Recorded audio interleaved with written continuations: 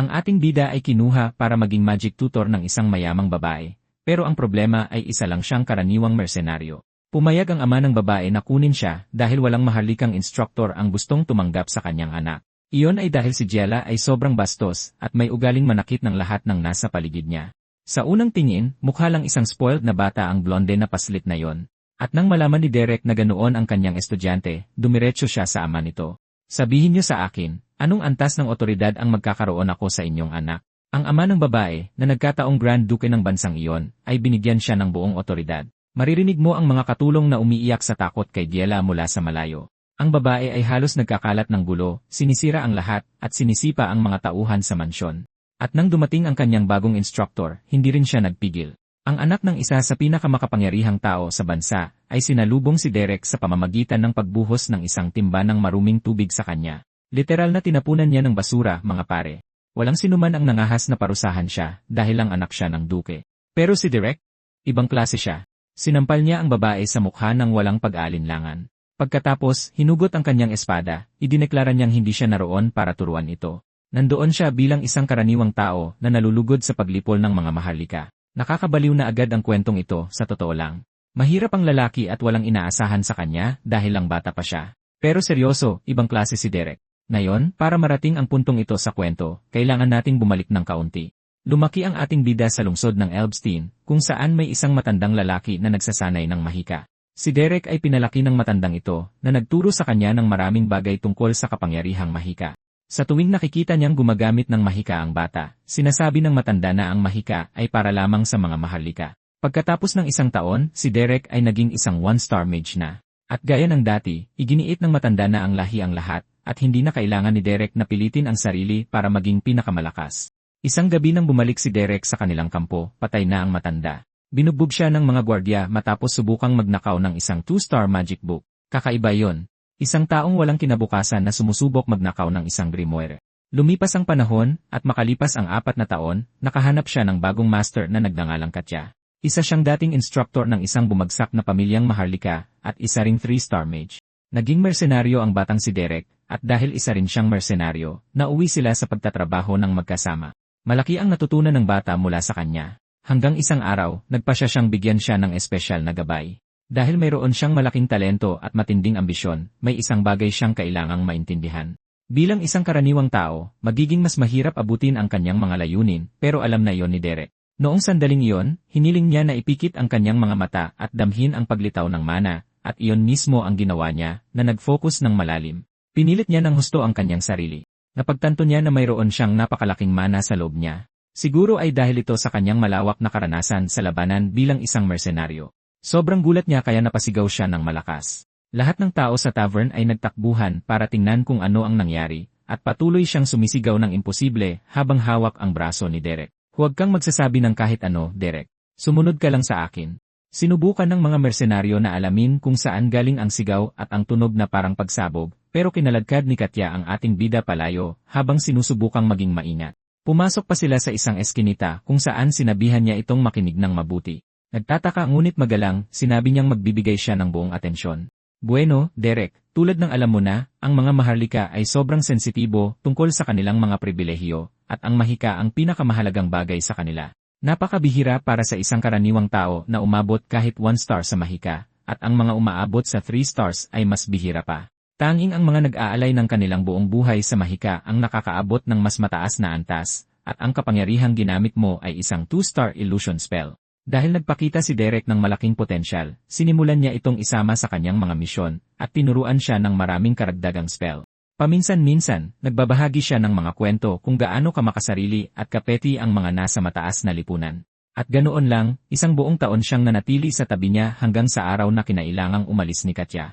Isang pamilyang maharlika ang kumuha sa kanya bilang pribadong instructor, at isa itong pagkakataon na hindi niya matatanggihan. Tunay siyang nalungkot na maghiwalay sila ng kanyang estudyante at kasama, at nagpaalam silang dalawa. Ganoon pa man, iniwanan niya ito ng isang 2-star magic book bilang regalo sa pamamaalam. Hindi nagsayang ng oras si Derek at dumiretso sa Mercenary Guild para pag-aralan ito. Sa loob ng isang taon, kabisado na niya ang bawat spell sa loob ng grimoire na iyon. Sa puntong iyon, mas lumakas na siya kaysa sa karamihan ng ibang mga mage. 16 na taong gulang na siya at wala siyang balak na manatili kung nasaan siya. Dahil doon, nilapitan niya ang Guildmaster para humingi ng mas makabuluhang gawain. Nabanggit ng leader ng guild na mayroong hiling mula sa pamilya ng Grand Duke ng Plain Odira, isang pangalan na kinilala ni Derek dahil sa kanilang reputasyon. Halatang nasasabik, sinabi ng lokal na Guildmaster na maaaring magdala ng malaking pera ang trabahong ito.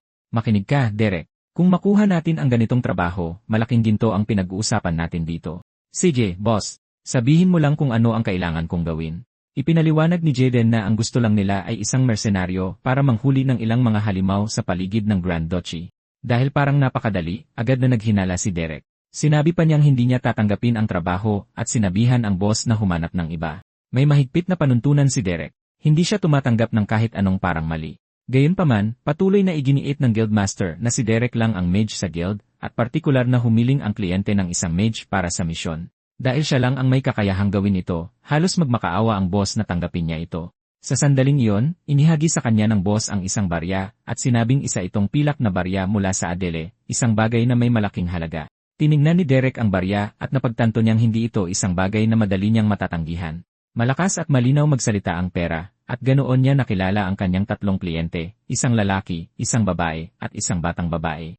Ipinakilala ng Guildmaster si Derek sa kanila, pero hindi mukhang humanga ang matandang may bigote. Kinuwestiyon pa niya kung kaya ba talaga ng isang batang tulad niya ang isang misyon na may kinalaman sa pangangaso ng halimaw. Halatang kinakabahan, mabilis na ipinaliwanag ni Jaden na 16 na ang bata at ang pinakamalakas na mage sa guild na sa totoo lang, siya rin ang nag-iisa. Iginiit ng matanda na ang ganitong gawain ay hindi dapat ipagkatiwala sa isang bata. Gayunpaman, pumasok ang babae at kinausap ang lalaking may bigote. Nang sulyapan nila ang babae, napansin nila ang seryosong ekspresyon nito, at sapat na yon para bigyan nila si Derek ng pagkakataon. Hindi nagtagal, dumating sila sa Grand Duchy ng Duplin, at nang walang gaanong kahirap-hirap, nilipol ni Derek ang lahat ng halimaw. Napakalakas ng bata na halos hindi na niya kailangang umasa sa mahika. Gumamit lang siya ng kaunting lightning magic, para patunayan na kaya niya talagang mag-cast ng spells. Magaang pagpapasikat lang, walang masyadong kabaliwan. Pagkatapos nyon, sinabi niya sa mga kliyente na tapos na ang trabaho para sa araw na yon. Tumangging aminin ng matanda na nagkamali siya, habang bahagyang ngumiti ang babae na parang alam niyang pinili niya ang tamang tao. Kalaunan, bumalik si Derek sa tavern. Inakusahan siya ng isa sa kanyang mga kasamahan na naging tuta ng mga maharlika. Umakyat pa siya sa isang mesa, galit na hinarap siya, ngunit pumasok ang boss at sinabing tinanggap lang niya ang hiling ng isang kliyente. Hindi ito malaking bagay at walang dahilan para magalit siya, lalo na't napakaganda magbayad ng mga bagong kliyente. Tinanong ng babae kung magkano ang ibinayad sa kanila at itinaas ng boss ang 5 daliri. Inakala niyang 5 silver coins ang ibig sabihin nito, ngunit umiling ang boss. Binayaran sila ng 5 gold coins at biglang nagbago ang kanyang mood. Tinanong pa niya kung kailangan nila ng isang archer para manghuli ng mga goblin. Nakakatuwa kung paano nawawala ang ideolohiya sa sandaling lumitaw ang ginto. Kalaunan, pagkatapos uminom ng sobra, tinanong niya si Derek kung kumusta ang naging trabaho. Ipinaliwanag niya na ang kailangan lang niyang gawin ay pumatay ng ilang goblin at itinuro pa na tama siya. Nagsisinungaling ang tatlong iyon. Sinabi ni Jaden na hindi ito mahalaga, ngunit si Derek, na sobrang detalyado, ay patuloy na iginiit na mayroong mali. Naalala pa niya ang sandaling ibinigay ng babae ang bayad.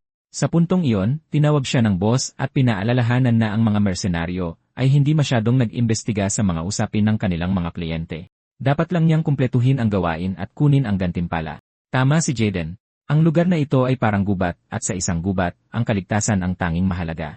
Kinabukasan, bumalik siya para isagawa ang isa pang bahagi ng misyon at puksain ang mas maraming halimaw. Samantala, patuloy na tinatanong ni Jaden sa matanda kung nasaan ang natitirang bayad. Nakatanggap siya ng 2 pang barya at agad na nasiyahan. Pinuri pa niya ang bata, sinabing napakahusay ng kanyang ginawa. Gayunpaman, may iba pang sasabihin ang matandang may bigote, at binanggit na dahil lubos nilang pinahahalagahan ang kanyang mga kakayahan, mayroon silang isa pang hiling para kay Derek. Naging mausisa ang ating bida kung ano yon. Para sa bagong gawain ito, kailangan nilang pumunta sa lupain ng Grand Duke, at nag-aalok sila ng 15 gintong barya. Tinanong pa niya kung tatanggapin nila ang alok. Nang walang pag-aalinlangan, pumayag ang ating bida. At ganoon na nga, nagtungo sila sa tirahan ng Grand Duke. Pagdating, namangha si Jaden sa laki at karangyaan ng mansyon. Sa sandaling iyon, inanunsyo ng matanda na formal siyang magpapakilala.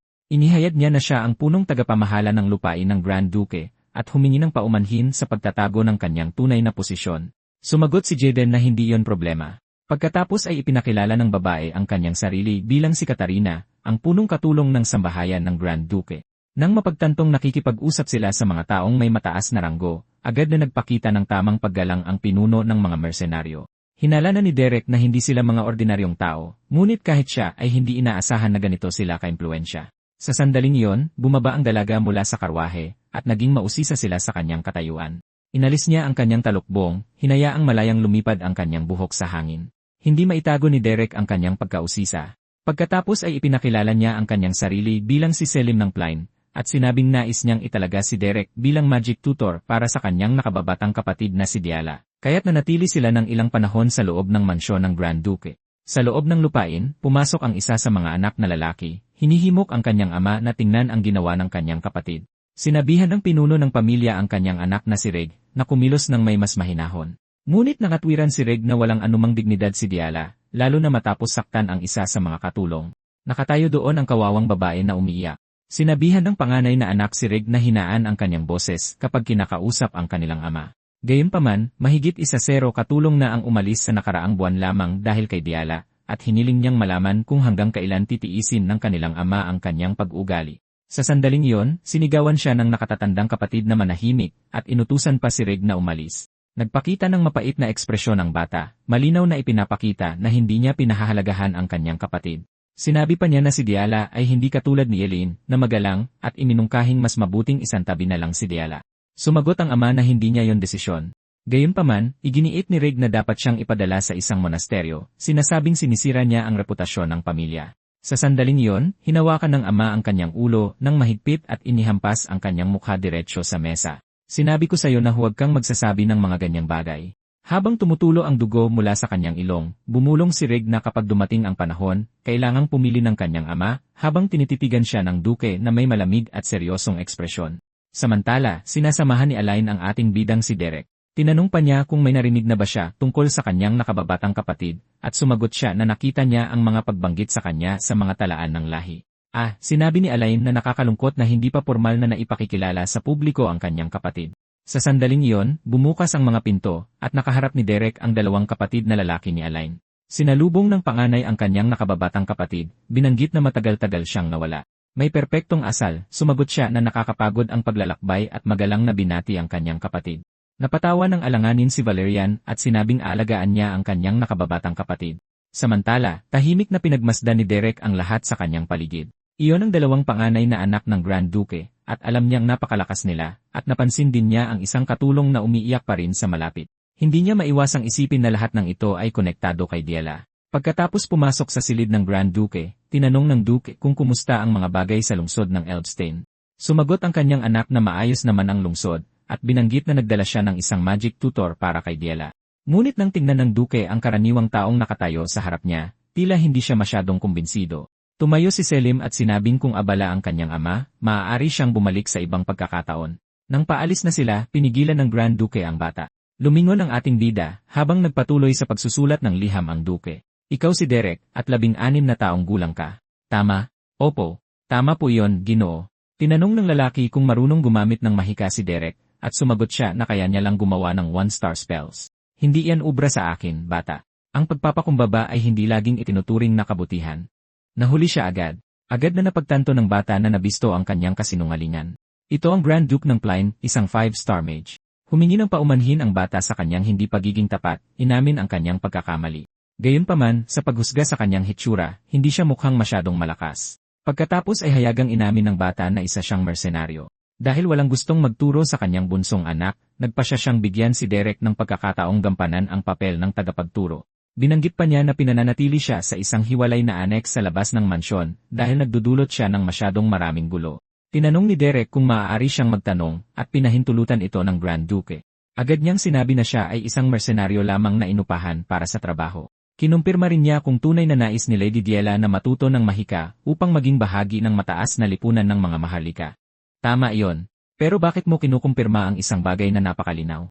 Iyon ay dahil may tapat na hiling si Derek, at naging seryoso ang Grand Duke habang nakikinig.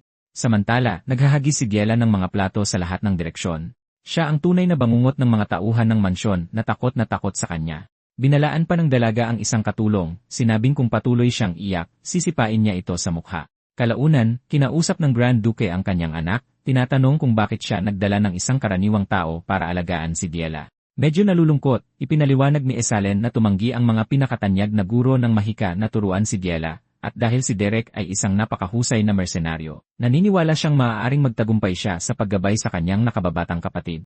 Binanggit pa niya na sinubukan niya ito at nakitang may mabuti siyang puso. Gayunpaman, nangatwiran ang Grand Duke ng Plin na masyadong mabait ang kanyang anak at laging pinipiling tingnan ang kabutihan sa mga tao. Mula sa kanyang pananaw, lumaki si Derek bilang isang street mage at naging mersenaryo bago pa man umabot sa hustong gulang. Tinanong niya kung tunay ba siyang naniniwala na ang isang taong lumaki sa ganoong kalagayan ay maaaring magkaroon ng mabuting puso.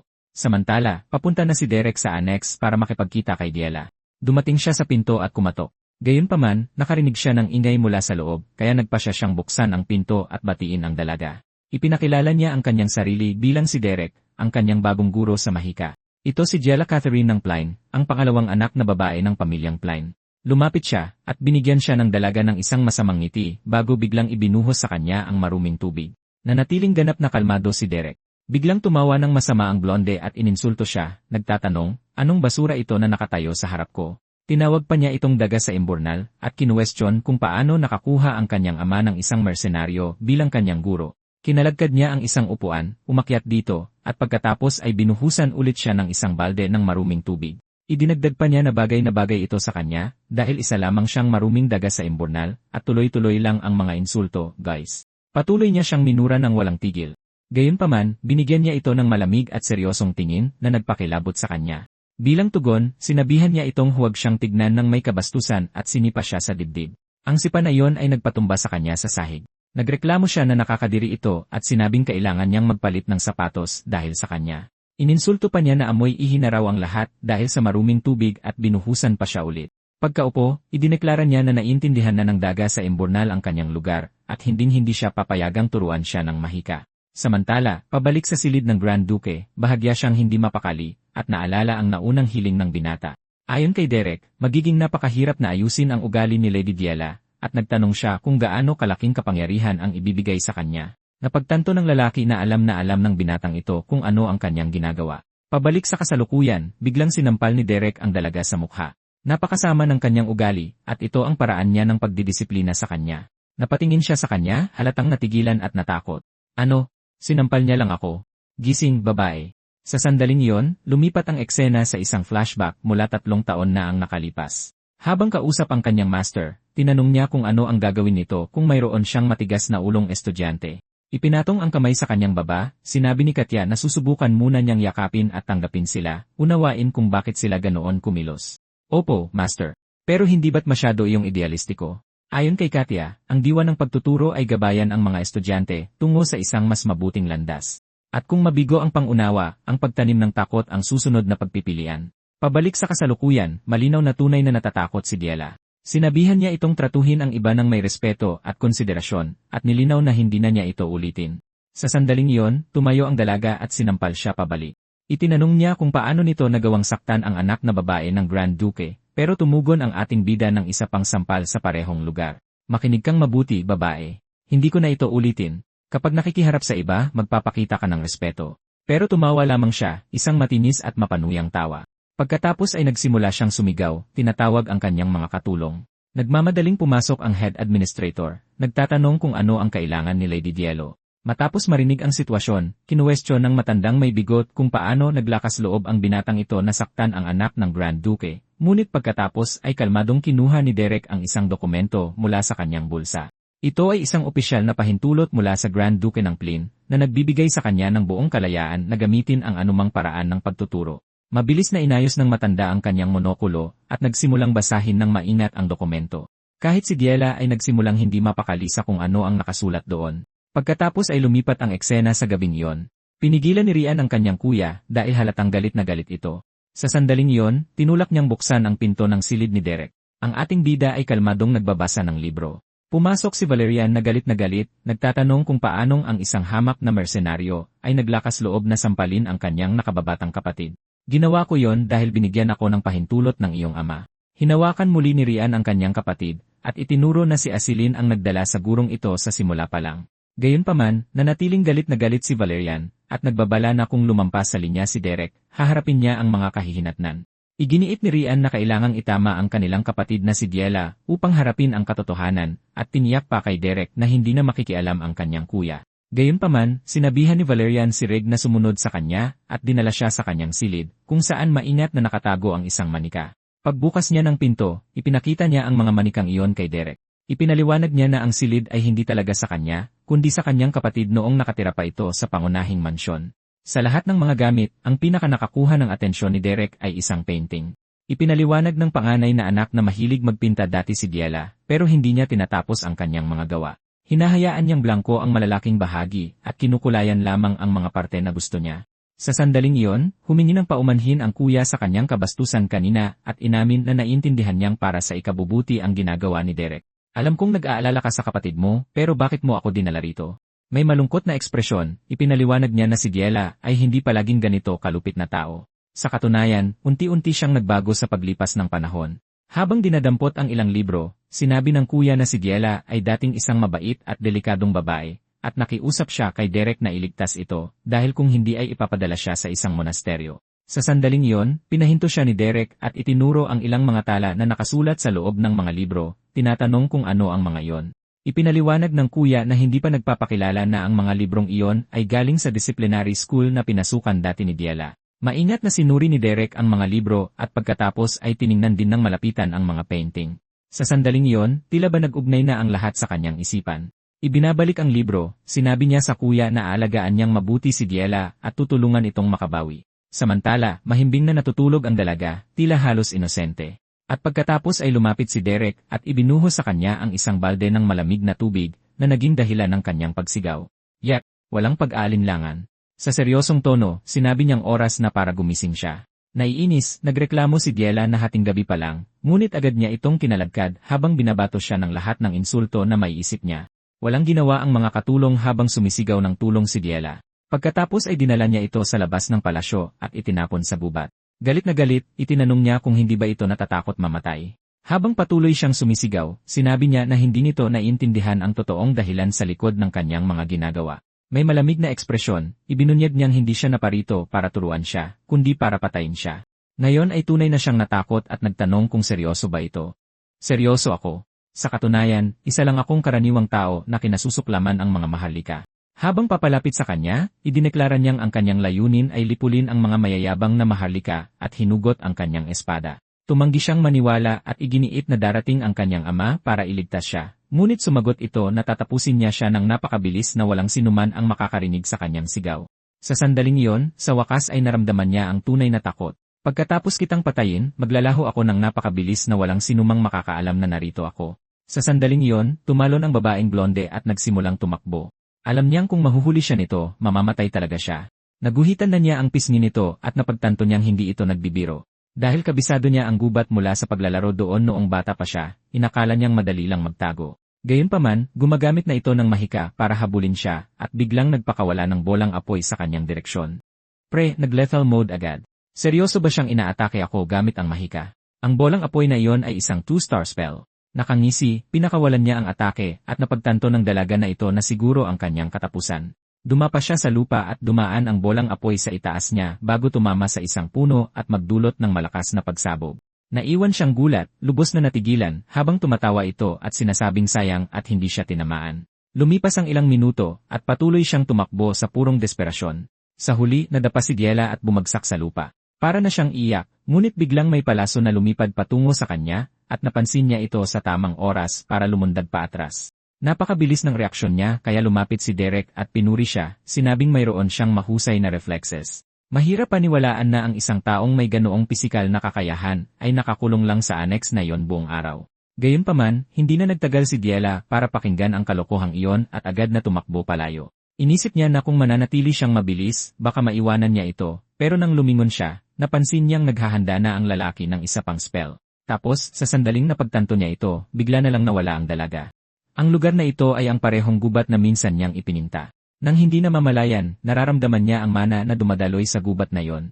Iyon pa lang ay nagpatunay na mayroon siyang pambihirang pagkasensitibo sa mahika. Bago pa man siya makakilos, biglang lumitaw si Diela sa itaas niya, handang ihampas ang isang bato sa kanyang ulo, ngunit mabilis niyang hinugot ang kanyang espada at hinati ang bato sa dalawa. Hindi niya inasahan na ang isang salamangkero ay ganoon humawak ng espada. Pinuri pa niya ito, sinasabing sa halip na tumakas, pinili nitong gumanti, pero ngayon wala na siyang matatakbuhan. Hawak ng mahigpit ang kanyang espada, tinanong niya kung ano ang kanyang huling sasabihin, ngunit sa halip na masiraan ng loob, nagsimula siyang tumawa. Idineklara niya na hinding-hindi siya magmamakaawa para sa kanyang buhay, at tanging mga kaawa-awang basura lang ang gagawa ng ganoong bagay. Tinanong niya kung bakit siya patuloy na nagsasalita tungkol sa basura at kung nahuhumaling ba siya sa mga lahi. Habang pinipigilan ang kanyang mga luha, sinabi niyang iyon na lang ang natitira sa kanya. Kung aalisin ang kanyang lahi, wala nang matitira sa kanya. Iyon ay dahil ang mga maharlika ay palaging tungkol sa mahika, at mahika lamang ang pinag-uusapan.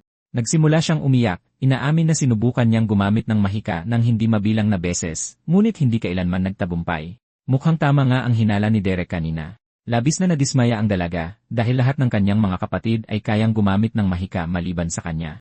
Lahat ng sinubukan niya ay nauwi sa kabiguan, kaya ang tanging bagay na makakapitan niya ay ang kanyang marangal na lahi. May malungkot na ekspresyon, inulit niyang kung wala iyon, wala siyang kwenta. Ngunit nanatiling malamig si Derek at nagsimulang mag-channel ng enerhiya sa kanyang espada. Tinanong niya kung iyon na ba talaga ang kanyang huling mga salita at itinaas ang kanyang espada. Tumingin siya sa kanya, namumula ang mga pisngi at puno ng luha ang mga mata. At sa sandaling iyon, nagpaalam siya at iwinasiwas ang kanyang espada. Gayunpaman, isang tipak ng yelo ang biglang nabasag, at nakatayo siya doon, naghahanda para sa kamatayan. Habang bumabagsak ang kanyang mga luha, napagtanto niyang pinigilan ng yelo ang espada. Napapaligiran siya ng mga kristal ng yelo, at nang hindi sinasadya, nakapag-cast siya ng isang spell. Nagpasalamat pa siya, sinabing nagawa niya ang isang bagay na tinatawag na mahika. Isinukbit niya ang kanyang espada at humingi ng paumanhin sa kanyang kalupitan, ipinapaliwanag na kailangan iyon. Kawawang si Diela ay lubos na nalilito. Ipinaliwanag niya na ang ginawa niya ay hindi matatawag na tamang mahika, mas parang isang hilaw na pagpapakita ng mana, ngunit kahit na, napakahusay ng kanyang ginawa. Sinusubukan niyang pigilan ang kanyang mga luha, ngunit sa huli ay napaiyak siya. Ang totoo, ganoon kumilos si Diala bilang isang paraan ng pagdepensa sa sarili. Pagkaraan ng ilang sandali, ipinaliwanag niya sa kanya na kabilang siya sa tinatawag na wild school, bagamat wala siyang ideya kung ano ang ibig sabihin noon. Nilinaw niya na nag-aaral siya ng mga disiplina na hindi naaayon sa kanyang natural na daloy ng mana. Iyon ang dahilan kung bakit hindi siya kailanman nakaka-absorb ng anuman. Ang wild school ay sumusunod sa isang iba, medyo hindi kinaugaliang paraan ng pag-aaral. Tinanong niya kung paano niya nalaman na kabilang siya sa paaralang iyon. Sumagot siya na dahil iyon sa kanyang mga ipininta. Inakala ng mga tao na hindi pa tapos ang mga iyon, ngunit sa katotohanan, tapos na ang mga ito. Nararamdaman niya ang mana sa loob ng mga bagay, kaya't ilang bahagi lamang ng tanawin ang kanyang ipininta. Napagtanto niyang eksakto ang inilalarawan ni Derek sa kanyang naranasan, at pagkatapos gamutin ang kanyang sugat, tinanong niya kung kaya niyang tumayo. Sinabi niyang kaya niya, ngunit ngayong naipakita na niya ang mana, nauunawaan niyang mahaba pa ang kanyang lalakbayin bago siya makagamit ng tunay na mahika. Sa sandaling iyon, tinawag niya ito at mahiyang nagpasalamat, ngunit tulad ng inaasahan, nanatili siyang seryoso at sinabi lang sa kanya na magpatuloy sa paglalakad. Habang naglalakad sila pabalik, tinanong niya kung nagustuhan ba nito ang kanyang mga ipininta, na nagpapakita ng isang nakakagulat na matamis at banayad na panig, na ibang-iba sa kung paano siya kumilos kanina. Kinaumagahan, gumising siya ng maaga at agad na nagsimulang magsanay ng mahika. Nakakagawa lamang siya ng bahagyang bakas ng malamig na mana sa kanyang kamay, ngunit sapat na yon para mapasabik siya. Matapos subukan ng paulit-ulit, napansin niyang hindi na ito gumagana muli. Sa sandaling iyon, binuksan niya ang pinto ng kanyang silid, at natigilan sa takot ang katulong. Nagulat, aksidenteng natapon ng katulong ang tubig sa damit ni Diela. Patawad po, binibining Diela. Pakiusap, patawarin niyo po ako. Medyo nainis ang mukha ni Diela. At dahil natrauma na ang katulong sa mga nakaraang parusa, lumuhod ito at nagmakaawa para sa kapatawaran. Gayunpaman, sinabi lang ni Diela sa kanya na mag-ingat sa susunod. Teka, hindi niya ito sasaktan. Naguguluhan na ngayon ang lahat sa silid. Nagmadaling lumapit ang ibang mga katulong para tulungan ang bagong lingkod at tinanong kung ano ang nangyari kagabi para magbago ng ganoon si Diela. Samantala, mahimbing na natutulog si Derek hanggang sa magising siya ng isang kumatok sa kanyang pinto. At nang buksan niya ito, nakatayo siya doon, puno ng enerhiya, sinasabing gusto niyang magsanay ng mahika. Nang banggitin niyang nagawa niyang magpakita ng mana, biglang natigilan sa gulat ang lalaking may bigote. Ipinaliwanag niya na gumising siya ng napakaaga, at nakagawa pa nga ng kaunting mana sa kanyang palad, ngunit ngayon ay ayaw na nitong gumana. Gayunpaman, isinara ni Derek ang pinto sa kanyang mukha, at sinabing bumalik na lang siya mamaya dahil masyado pang maaga. Nakanguso siya, halatang-halatang naiinis, kahit na sinusubukan niyang itago ang kanyang pagkadismaya, Ngunit hindi na napigilan ng dalaga at nagsimula ng sumigaw, sinasabing gusto na niyang magsanay sa lalong madaling panahon. Si Derek naman walang pakialam at bumalik na sa pagtulog. Makalipas ang ilang sandali, nagsimulang kumalat ang balita sa buong mansyon. Nagsimulang magbulungan ang lahat na hindi nakabasag si Binibining Diala ng kahit isang plato noong umagang iyon, at higit pa roon, nakapagpakita na siya ng mana. Nagkataong dumaan si Rian at narinig ang chismis. Sandali lang, ang kapatid niya nagpakita ng mana. Sa sandaling iyon, pumunta sila sa kanilang ama, na abala sa pagsusulat ng mga dokumento. Maging ang Grand Duke ay mukhang nagulat, dahil nagawa ni Derek na magpakita ng mana ang dalaga sa isang araw lang ng pagsasanay. Pinapanatili ang seryosong ekspresyon, idineklara niyang ito ay isang magandang balita. Ngunit sumingit si Rian, sinasabing hindi sila dapat magpadalos-dalos sa konklusyon. Samantala, nainis si Valerian, ang panganay na anak, sinasabing palaging pinagdududahan ni Rian ang kanilang kapatid. Nanatiling mahigpit ang ama, habang iginigiit ni Rian na marami ng problema ang idinulot ni Diala, at hindi sila dapat basta-basta maniwala sa kanya. Gayunpaman, nananatiling seryoso ang Grand Duke, dahil alam niyang hindi ordinaryong guro si Derek. Kalaunan sa silid ni Diala, nakaupo siya doon na nagtatampo. Tinanong ni Derek kung bakit masama ang kanyang loob, iginiit niyang hindi siya nagtatampo o naiinis, galit lang daw siya. Tigilan mo na yan. Hindi ka matutulungan yan kung masungit ka. Inulit niyang hindi siya nagtatampo. Siyempre, nakanguso ka pa nga. Halatang naiinis, sinabi niyang hindi siya nakanguso. Sinabi niyang galit lang siya dahil gusto niyang magsimula ng pagsasanay ng mas maaga, ngunit tinitigan lang siya ng lalaki na may mapanghusgang tingin. Sinasabi na ng tingin na yon ang lahat. Nahiya, sa wakas ay inamin niyang baka nga nagtatampo at nakanguso siya ng kaunti. Sa sandaling iyon, humila siya ng upuan at ipinaliwanag na dahil lang sa nakapagpakita siya ng mana, ay hindi nangangahulugang kayanan niyang gumamit ng mga magic spell. Sa ngayon, ang pinakamahalagang bagay ay matutunan kung paano kontrolin ang kanyang sariling mana. Mukha siyang medyo nasiraan ng loob at nagreklamo na parang napakainip nito. Sinabi pa ng dalaga na naging isa siyang walang kwenta at nakakainip na guro. Nakakainip? Talaga? Gusto mo bang kumilos ako tulad ng ginawa ko kagabi? At agad niyang naalala ang mga sandaling iyon. Hindi. Huwag mo nang isipin. Kalimutan mo na lang. Sinabi niya sa kanya na ang aralin ngayon ay mas tututok sa pagsasanay ng pagpapakita ng mana upang makamit niya ang perpektong kontrol sa kanyang enerhiya. Ang Wild School ay hindi umaasa sa nakabalangkas na pagtuturo, kaya mas angkop ito para sa pag-aaral sa sarili. Sa madaling salita, ang uri ng kanyang mana ay perpekto para sa pag-unlad sa pamamagitan ng pag-aaral sa sarili. Ipinaliwanag pa niya na ang Wild School ay magaling para matuto ng mag-isa at umunlad ng paunti-unti. Nang marinig iyon, naging mausisa siya at mahiyang nagtanong kung sinasabi ba niyang mayroon siyang malaking talento. May talento ka nga, pero dahan-dahan lang, dahil hindi ka makakapagkas ng mataas na antas ng mahika sa lalong madaling panahon. Nagtanong siya kung ibig sabihin ay henyo siya, pero sumagot siya na ang pagiging henyo at pagiging talentado ay magkaibang bagay. Samantala, nasa labas si Reg, lihim na nag-espiya sa pagsasanay. Halatang galit na galit siya, at nagiging malinaw na matindi ang selos niya sa kanyang kapatid. Lumipat ang eksena sa kinabukasan, kung saan pumasok siya bigla sa kwarto ni Derek, ipinagmamalaking ipinapakita na kaya na niyang magpalabas ng mana sa kanyang palad. Kinabukasan, sinabi niya kay Reg na nakakaramdam siya ng kakaibang lamig sa dulo ng kanyang mga daliri. At kinabukasan pa, tumakbo-takbo siya na sinasabing may kakaiba siyang nararamdaman sa kanyang pulso, habang dumadaloy ang mana sa kanyang braso. Pagkatapos, hinabol niya si Derek, sinasabing nararamdaman niya ang mana na gumagalaw sa kanyang mga paa. Nainis pa nga siya, sinabing inutusan niya itong manatili malapit sa annex para lagi siyang nandyan para sagutin ang kanyang mga tanong, pero kaswal na sumagot ang lalaki na nagbabasa lang siya ng libro, at sinabihan siyang tigilan na ang pagiging istorbo. Gayunpaman, hinawakan niya ang kamay ng kanyang guro at sinimulang kaladkarin siya, sinasabing nakakapag-channel na siya ng mas maraming mana ngayon. Naging ganap na siyang magic nerd, hindi ako magsisinungaling, literal siyang nagsasanay buong araw, araw-araw. Samantala, pinapanood ng kanyang kuya ang lahat ng nangyayari, tinawag pa niya si Derek para mag-usap sila ng pribado. Tinanong ng panganay na anak kung kamusta na ang pagsasanay ng kanyang nakababatang kapatid. Sabi ni Derek na kung magpapatuloy siya sa pag-unlad ng ganito, malapit na siyang makagamit ng one-star magic. Pero biglang iniba ni Valerian ang usapan, binanggit na babalik ang kanilang ina mula sa isang social gathering sa loob ng ilang araw. At maganda raw para malaman ni Derek na hindi madaling pakitunguhan ang kanilang ina, dahil binibigyan niya ng malaking importansya ang marangal na lahi. Nalaman na yon ni Derek ng napakalinaw. Ibig sabihin lang noon ay napakahirap pasayahin ng kanilang ina, ang tipo ng babae na hindi kailanman makukontento. Sa sandaling iyon, naging seryoso si Derek at sinabing bilang susunod na pinuno ng pamilyang Duplin, kailangan niyang tanggapin ang ilang miyembro ng pamilya ng buong puso. Sinasanay niya raw ang kanyang sarili na maging isang napakamapagkumbaba at maunawaing tao, kaya tinatrato niya si Derek sa pinakamabuting paraan. Gayunpaman, inaamin ng bida na wala siyang ideya kung ano ang sinusubukang sabihin ng lalaking ito. Sa totoo lang, mukhang nahihirapan siyang iparating ang kanyang punto. Kaya sa wakas ay nasabi niya ito, umamin na ang kanyang pinakamalaking hiling ay makipaglaro muli kay Diela, ngunit hindi na siya pinapansin ng kanyang nakababatang kapatid. Grabe, ang lungkot naman yan.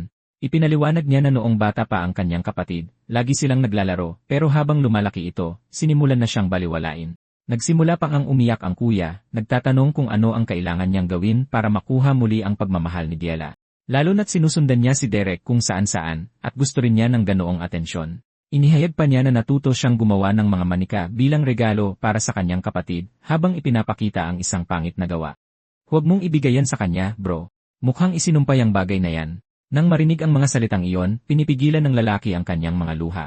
Ang tanging gusto lang niya ay magustuhan siyang muli ng kanyang kapatid, at lumipas ang ilang araw hanggang sa bumalik ang ginang ng pamilyang Duplin sa mansyon.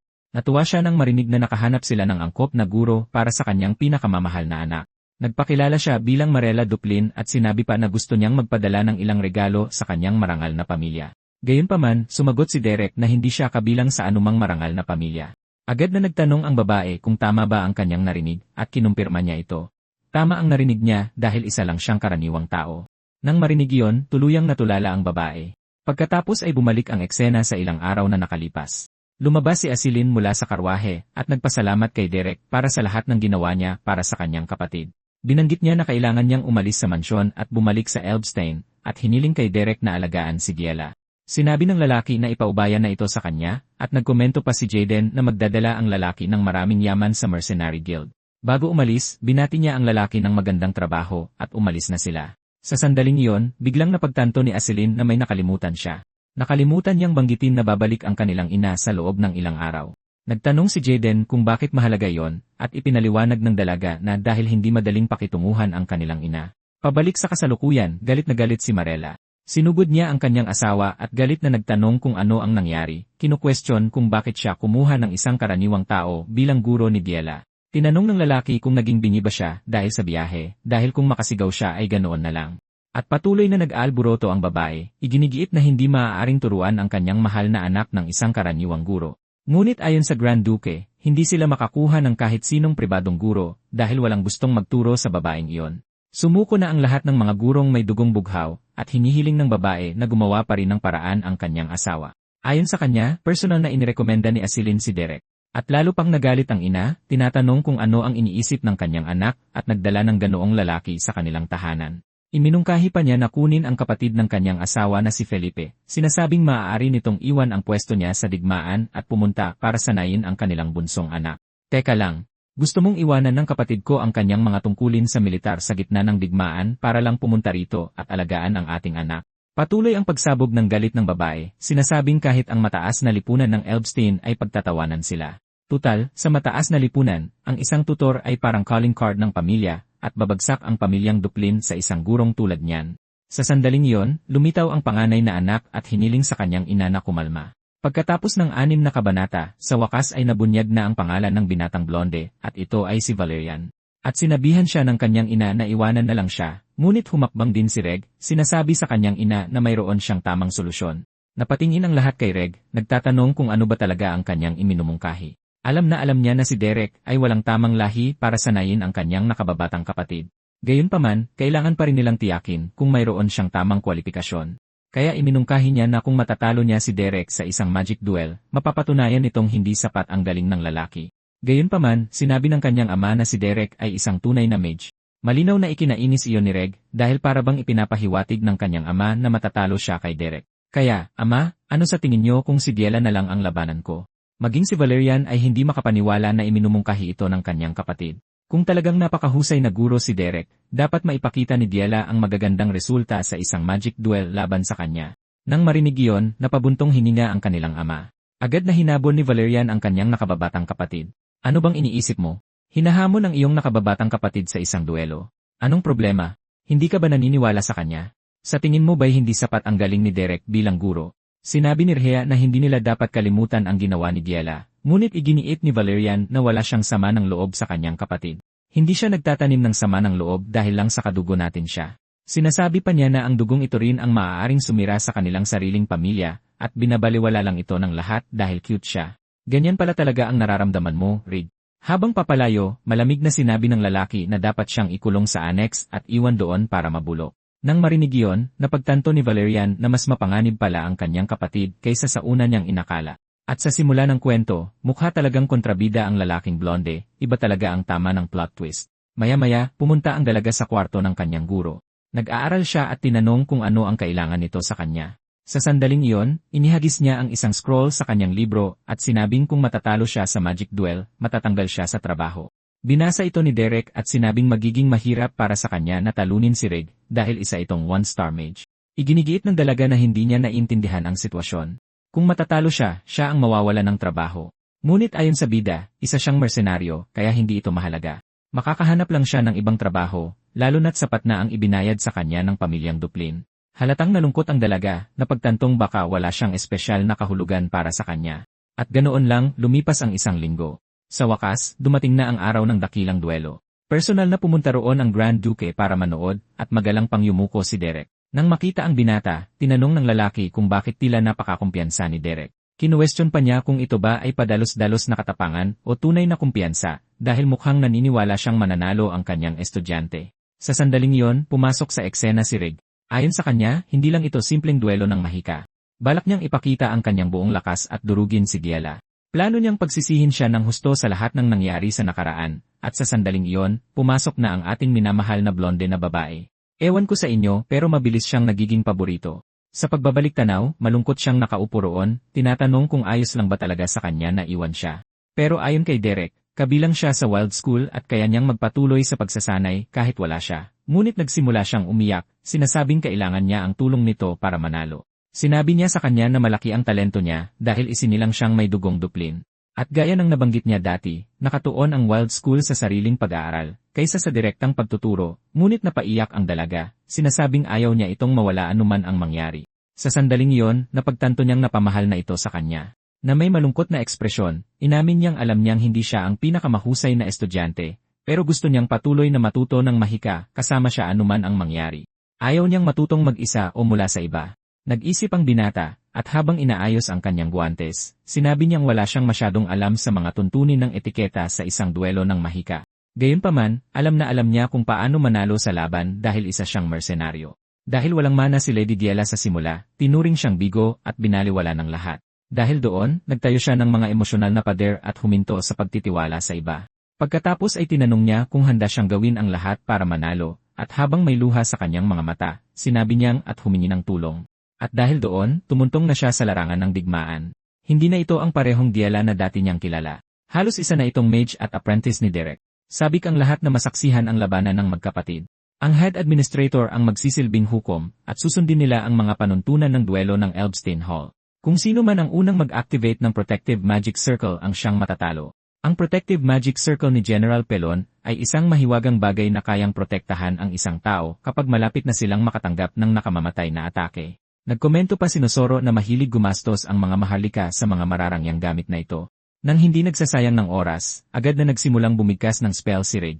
Nanatiling alerto si Giela, lalo na't medyo malakas ang mahikang ginagamit niya. Humingi siya ng paumanhin, pero sinabing ipadadala niya ito diretsyo sa annex, tinitiyak na hindi na ito babalik sa mansyon, at ganoon na lang, gumamit siya ng wind magic. Matalas na talim ng hangin ang sumugod sa kanya, pero nanatiling nakatutok ang dalaga at nagawang umiwas sa pamamagitan ng pagtalon sa kanan. Nagalit siya, tinatanong kung paano niya nagawang iwasan ang kanyang atake, pagkatapos ay gumamit siya ng isa pang katulad na spell. Kumurba ang talim sa ere, at nang lumingon siya, napagtanto niyang maaari siyang tamaan ng direkta. Napansin ni Derek na gumagamit ang kanyang kapatid ng one-star magic, at dahil hindi niya ito maiiwasan, hinarang niya ito gamit ang isang ice shield. Napakabilis niyang nabuo ang kalasag na yon. Nagalit ang binata, sinasabing hindi man lang iyon isang ranked spell, kundi purong pagpapakita lang ng mana. Sa pag-akalang magiging madali ang laban, nagsimula siyang magpakawala ng maraming wind spell. Simple lang ang kanyang layunin, ganap na durugin ang kanyang kapatid. Sa likod ng pader na yelo na yon, nanatili siyang seryoso. Ilang araw bago noon, habang naghahanda sila, sinabi niya sa kanya na hindi siya makakalaban na parang isang maharlika, kundi kailangan niyang lumaban na parang isang mersenaryo. Ang mga karaniwang duelo ng maharlika ay puno ng karangalan at formalidad, ngunit para sa isang mersenaryo, ang tagumpay lamang ang tunay na mahalaga. Sumigaw siya, sinasabing naintindihan niya yon ng lubusan. Balik sa kasalukuyan, malinaw na hindi siya nandito para maglaro. Habang papalapit ang mga wind spell, nagsimula siyang tumalon patagilid, unti-unting iniiwasan ang bawat paparating na atake. Sa mga mersenaryo, may mga nananalo kahit laban sa mas malalakas na kalaban. Nakikipaglaban ang mga taong iyon. Hindi sila nakikipagduelo. Hinila ng binata ang kanyang spell pababa, ibinagsak ito sa lupa habang inilalagay ang kanyang kamay sa sahig. Pinaalalahanan niya ang kanyang sarili na gamitin ang buong larangan ng digmaan para sa kanyang kapakinabangan. Sakto namang may isa pang spell na dumiretso sa kanyang ulo, ngunit nagawa niya itong harangin gamit ang purong pagpapakita ng mana. Gayunpaman, hindi sapat ang lakas ng kanyang yelo, bagamat sapat na ito para halatang mainis si Rig. Sa sandaling iyon, napagtanto niyang nakapagpakawala na pala ito ng isa pang spell, na nanggagaling sa kanyang likuran, malakas na tumama at nagdulot ng malaking usok.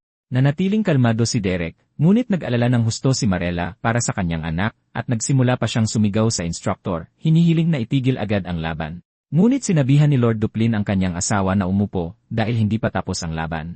Nagalit ang babae, iginigiit na direktang tinamaan ang kanyang anak. Gayunpaman, itinuro ng ama na hindi pa nag-a-activate ang protective circle ni General Pelon. Gusto niyang makita kung paano gumalaw ang kanyang anak sa ilalim ng pressure. Sumulya pa siya kay Derek, na nanatiling ganap na kalmado. Napansin ni Duplin na hindi man lang kumurap ang binata, at tinanong kung bahagi ba ito ng kanyang plano. Sinimulang hanapin ni Rig ang kanyang kapatid sa loob ng usok. Alam niyang hindi nag-trigger ang magic circle, ibig sabihin hindi siya direktang tinamaan. Habang naghahanap siya, nabunyag na nagtatago pala ito sa ilalim ng mga lumang tabla ng sahig. Sa sandaling iyon, nakarinig siya ng ingay mula sa ibaba, at bago pa niya mapagtanto, may mga ice spike na tumusok pataas. Nagawa niyang umiwas sa pamamagitan ng pagtalon paatras, halatang naiinis, at inakusahan siya ng paggamit ng maruming taktika. Ang pag-atake mula sa ilalim ng entablado ay hindi nangangahulugang lumabas siya sa hangganan ng labanan. Kinumpirma pa ng hukom na wala siyang nilabag na anumang panuntunan, kaya pinapayagan siyang gumamit ng mga maruruming taktika. Sa sandaling iyon, napansin niya ang pagbitak ng kahoy sa ilalim ng kanyang mga paa. Tumalon siyang muli paatras para maiwasang matamaan. At dahil doon, sinimulan ni Diela na atakihin ang maraming strategic points. Nakakagulat, ang nakatatandang kapatid na ngayon ang napipilitan. Sa isang saglit, mukhang wala siyang kawala, pero sa pagsilip sa isang siwang, nakita niya ang babaeng nagtatago sa ilalim, at tiyak na hindi pala kaibigan ang aura niya. Nasa full boss fight mode na siya ngayon. Sabi niya, pakiramdam niya nakita na niya ang mga matang iyon dati, na puno ng galit. Napagtanto niyang ang mga matang iyon din ang nasa mukha ni Derek nang hawakan siya sa kwelyo ng kanyang nakatatandang kapatid. Iisa lang ang ibig sabihin niyan. Napakahusay ng kanyang pagkatuto mula sa binatang master na iyon. Habang tumitindi ang galit, kinuyom niya ang kanyang kamao at inihagis ang kanyang kapa. Ngayon ay lalabanan na niya ng seryoso ang kanyang nakababatang kapatid. Balisang nanonood ang lahat, iniisip kung sino ang mananalo.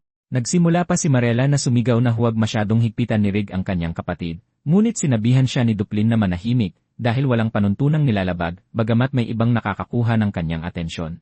Samantala, sa ibaba, naging tensyonado ang dalaga sa pag-iisip kung nasaan ang kanyang kapatid, kaya nagsimula siyang mag-focus ng husto. Kapag si Diela ay nag-concentrate ng malalim, nakikita niya talaga ang daloy ng mana, at mukhang nagsisimula ng mapagtanto ni Rig na hindi lahat ng kanyang atake ay base lang sa paningin. Kahit na noong tumira siya mula sa ibaba ng may katumpakan. Iisa lang ang ibig sabihin niyan, kailangan niyang dumistansya sa kanya. Napansin niyang biglang nawala ang daloy ng mana ng kanyang kapatid at sinabing kahit hindi niya ito maramdaman, maririnig niya ang kanyang chant kapag gumamit ito ng mahika. Tinanong ng hukom si Rig kung ano ba talaga ang kanyang binabalak, at pagkatapos ay nabunyag na umakyat pala ang binata sa bandila ng pamilya. Dahil mas malayo siya, mapipigilan niya itong madetect ang daloy ng kanyang mana, ngunit kasabay nito, hindi siya makakapag-chant ng maayos ng mga komplikadong spell. Kaya nagpasya siyang gumamit ng masimpleng spell para subukang sirain ang lumang sahig na gawa sa kahoy. Nabali niya ang flagpole, at ang malaking piraso ng kahoy ay bumagsak sa entablado, na nagdulot ng malawakang pagkasira. Lubhang nag-aalala si Marella sa kanyang anak, na nasa ibaba pa rin. Paglapag ng binata, sinuri niya ang lugar, hinahanap ang kanyang kapatid, at hindi nagtagal ay napansin niya itong tumatakbo papunta sa kaliwang bahagi. Mabilis siyang naghanda ng spell, na naglalayong tamaan siya ng direkta, at sa sandaling binitawan niya ito, sumulyap sa gilid ang dalaga. Iyon na ang kanyang perpektong pagkakataon para harangin ang atake. Gayunpaman, nabigo siya at hindi nakabuo ng pader na yelo sa tamang oras. Samantala, ang projectile ay mabilis na papunta sa kanya, sa desperasyon, napilitang yumuko si Diela. Nagsimula siyang umikot sa kanyang kapatid, at halata itong nalilito. Iniisip niya kung ano ba talaga ang kanyang binabalak. Bago pa man siya makapag-isip, biglang tumama ang isang sipa ng dalaga, diretsyo sa kanyang tiyan. Tiyak na hindi niya yon inaasahan. Nang bumagsak sa lupa, nagreklamo siya na madumi ang tira nito, pero agad siyang dumampot ng buhangin at ibinato sa mukha niya. Direktang tumama ang buhangin sa kanyang mga mata. Iyon ang naging perpektong pagkakataon niya para tumalon sa mga guho. Inakala ng batang lalaki na naubusan na ng mana ang kanyang kapatid, at ngayon ay kumikilos na dahil sa desperasyon. Para sa kanya, patutunayan ng laban na ito na mas magaling siya, at mas karapat-dapat sa atensyon ng kanilang ama. Dahil doon, nagpasya siyang harapin ito ng buong lakas. Dahan-dahan, nagsimula siyang lumabas mula sa mga durog na bato. Hawak niya ang kanyang ulo dahil sa sugat, at nakikita natin ang mga patak ng dugo na pumapatak sa lupa. Minsan nang sinabi sa kanya ni Derek na isipin ang mahika na parang nagpipinta gamit ang isang brush. Ang mana ang magiging pintura, at ang spell ang brush na gagamitin niya. Ipinakita pa niya ito, kumumpa sa hangin at gumuhit ng mga hugis gamit ang mana, sinasabihan siyang isipin na yon mismo ang mahika. Nang maintindihan niya yon, lubos na namangha ang dalaga. Ngayon, lahat ay naging malinaw na sa kanya. Sa kasalukuyan, ipinikit niya ang kanyang mga mata para mag-focus. Paulit-ulit niyang sinasabi sa kanyang isipan na ang mana ay pintura, at ang spell ay ang brush, at sa isang iglap, nagsimulang dumaloy ang enerhiya sa kanyang kamay. Nadarama niya ang isang puyo ng mana na umiikot sa buo niyang katawan. May seryosong ekspresyon, naghanda siyang bumigkas ng isang tunay na spell. Pagkatapos ay nagpakawala siya ng isang ice spear. Halatang nagulat ang hukom. Napabulalas pa si Marella na gumagamit ang kanyang anak ng one-star spell. Naging seryoso si Rig na pagtantong maaaring matalo siya ng ataking iyon. Sa sandaling iyon, naghanda siyang ibigay ang pangwakas na suntok, ngunit hindi nagpahuli ang lalaki, at nagsimula ring mag-cast, bumubuo ng maraming sibat.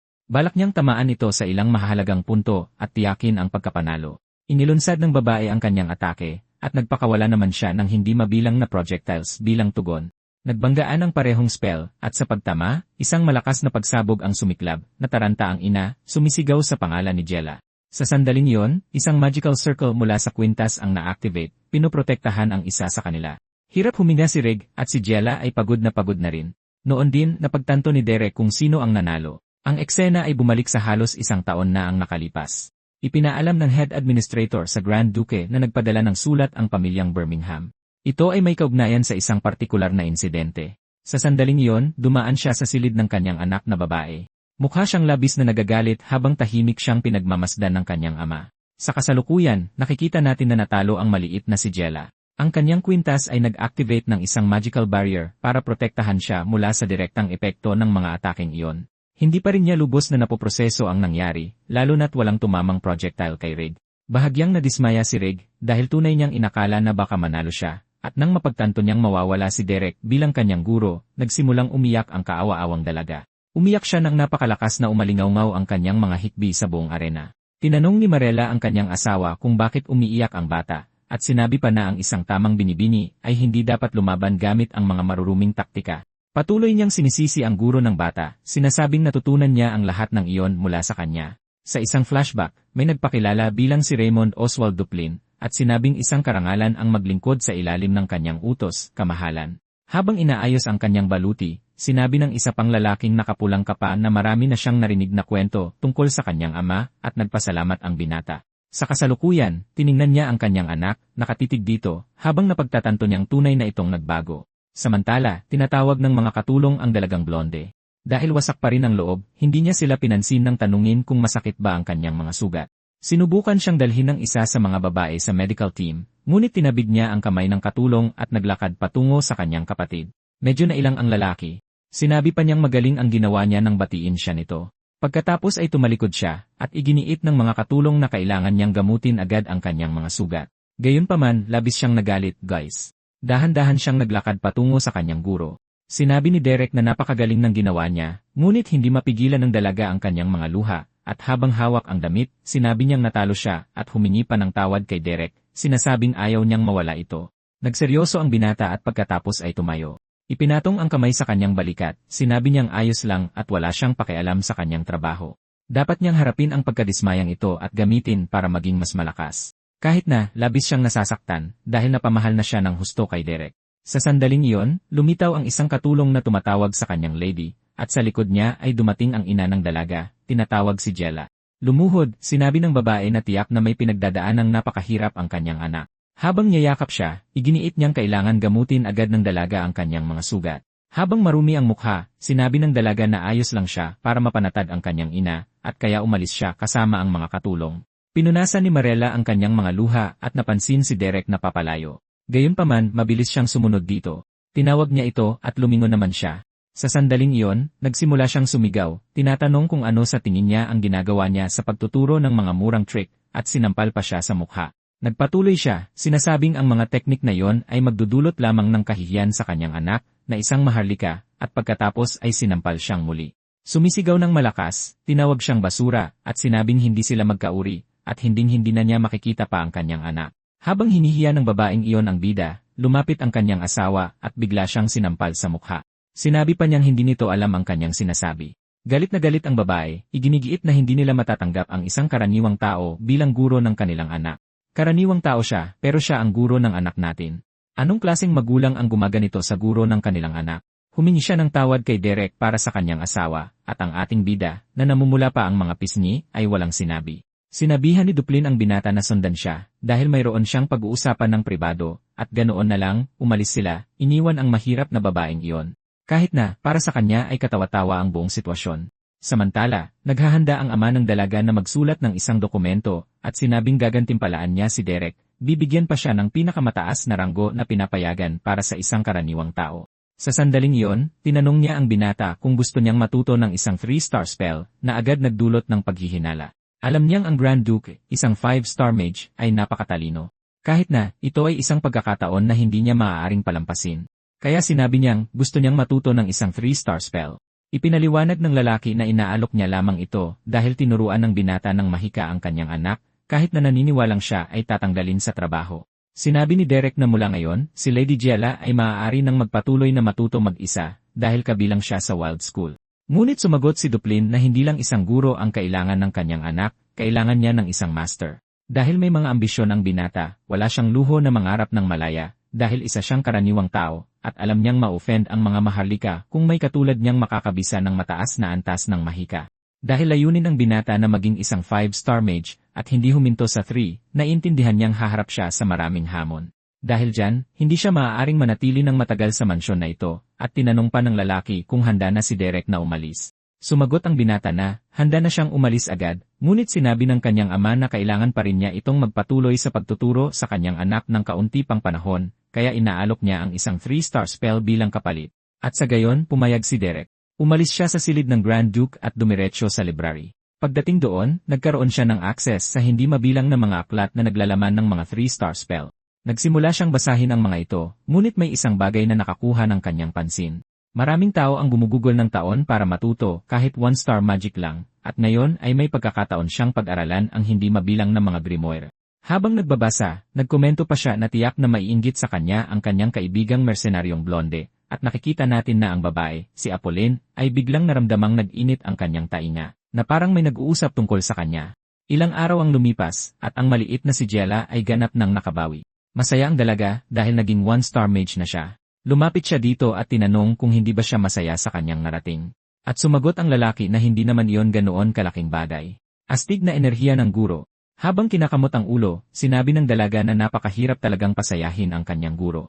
Pinaalala pa niya na umiiyak ito kanina, takot na baka matanggal siya sa trabaho, at sa huli, hindi naman pala siya sinisante. Dahil nahihiya, iginiit ng dalaga na hindi raw siya umiiyak. Habang bahagyang nakanguso, sinabi ni Giella na dapat sinabi sa kanya ng ama niya nang mas maaga na hindi nito tatanggalin ang kanyang guro. Sa anumang kaso, sinabi niyang dapat na silang magpatuloy at simulan agad ang susunod na aralin. Agad na nagliwanag sa tuwa ang dalaga, at nagtanong kung ano ang matututunan niya ngayon. Dahil kamakailan lang siyang nagising sa kanyang mana, at naabot na ang 1-star spells, nangangahulugan itong malaki ang kanyang talento. At ang pinaka-interesanteng bahagi, mga pare, ay kaya niyang mag-cast ng spells kahit hindi na kailangang mag-chant. Lalo pang nasabik ang dalaga at nagtanong kung nangangahulugan ba yung may talento siya. Sinabi ni Derek na magsisimula ulit sila ng pagsasanay bukas at mag-focus muli sa mana manifestation, pero iginiit niyang gusto niyang ipagpatuloy ang pagsasanay ng 1-star spells. Ayon sa kanya, ang pagmaster sa mga pangunahing kaalaman ang pinakamahalaga. Medyo nadismaya siya, sinabing akala niya ay puro 1-star spells na lang ang kanyang ipapraktis mula ngayon. Habang mukhang kaibig-ibig, tinanong niya kung kailan siya matututo ng mga bagong spell na may nagmamakaawang ekspresyon. Tinitigan siya ni Derek ng seryoso at tinanong ni Giella kung bakit siya ganoon tumingin. Ayon sa kanya, nagulat siya dahil ngayon ay nakikinig na talaga ito sa kanyang sinasabi. Habang namumula ay sinabi niyang palagi niyang nirerespeto ang sinabi nito, pero sumagot ang binata na hindi iyon eksaktong totoo. Dahil noong una siyang dumating sa mansyon ay binuhusan siya nito ng maruming tubig, at hindi lang isang beses iyon mga pare, 2 beses itong nangyari. Tinawag lang niya Derek. Habang nahihiyang tumatalikod, tinanong niya kung naalala pa ba nito iyon at mabilis na sinubukang ibahin ang usapan, sinabing sabik na sabik siyang magsanay ng mana manifestation. Napangiti siya habang iniisip na lumaki na itong isang magalang at mabait na dalaga. Lumipat ang eksena sa sumunod na gabi. Pagod na pagod ang dalagang blonde mula sa pagsasanay, at sinabi niyang mukhang magiging abala ito sa lalong madaling panahon habang tumatayo ito. Tinanong ng dalaga kung narinig din niya dahil simula sa susunod na linggo ay magsisimula na siya sa mga etiquette lessons.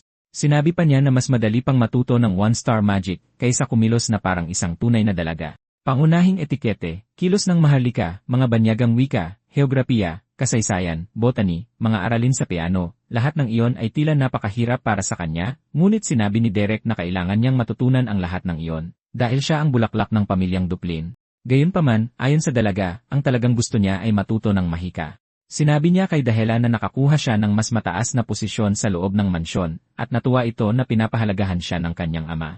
At hindi tulad ng kanyang ama, lubos siyang kinamumuhian ng ina ng dalaga. Iniisip pa niya na gagawin ni Marela ang lahat para matanggal siya, at sinabi ng dalaga na hahanap siya ng paraan upang maiwasan iyon.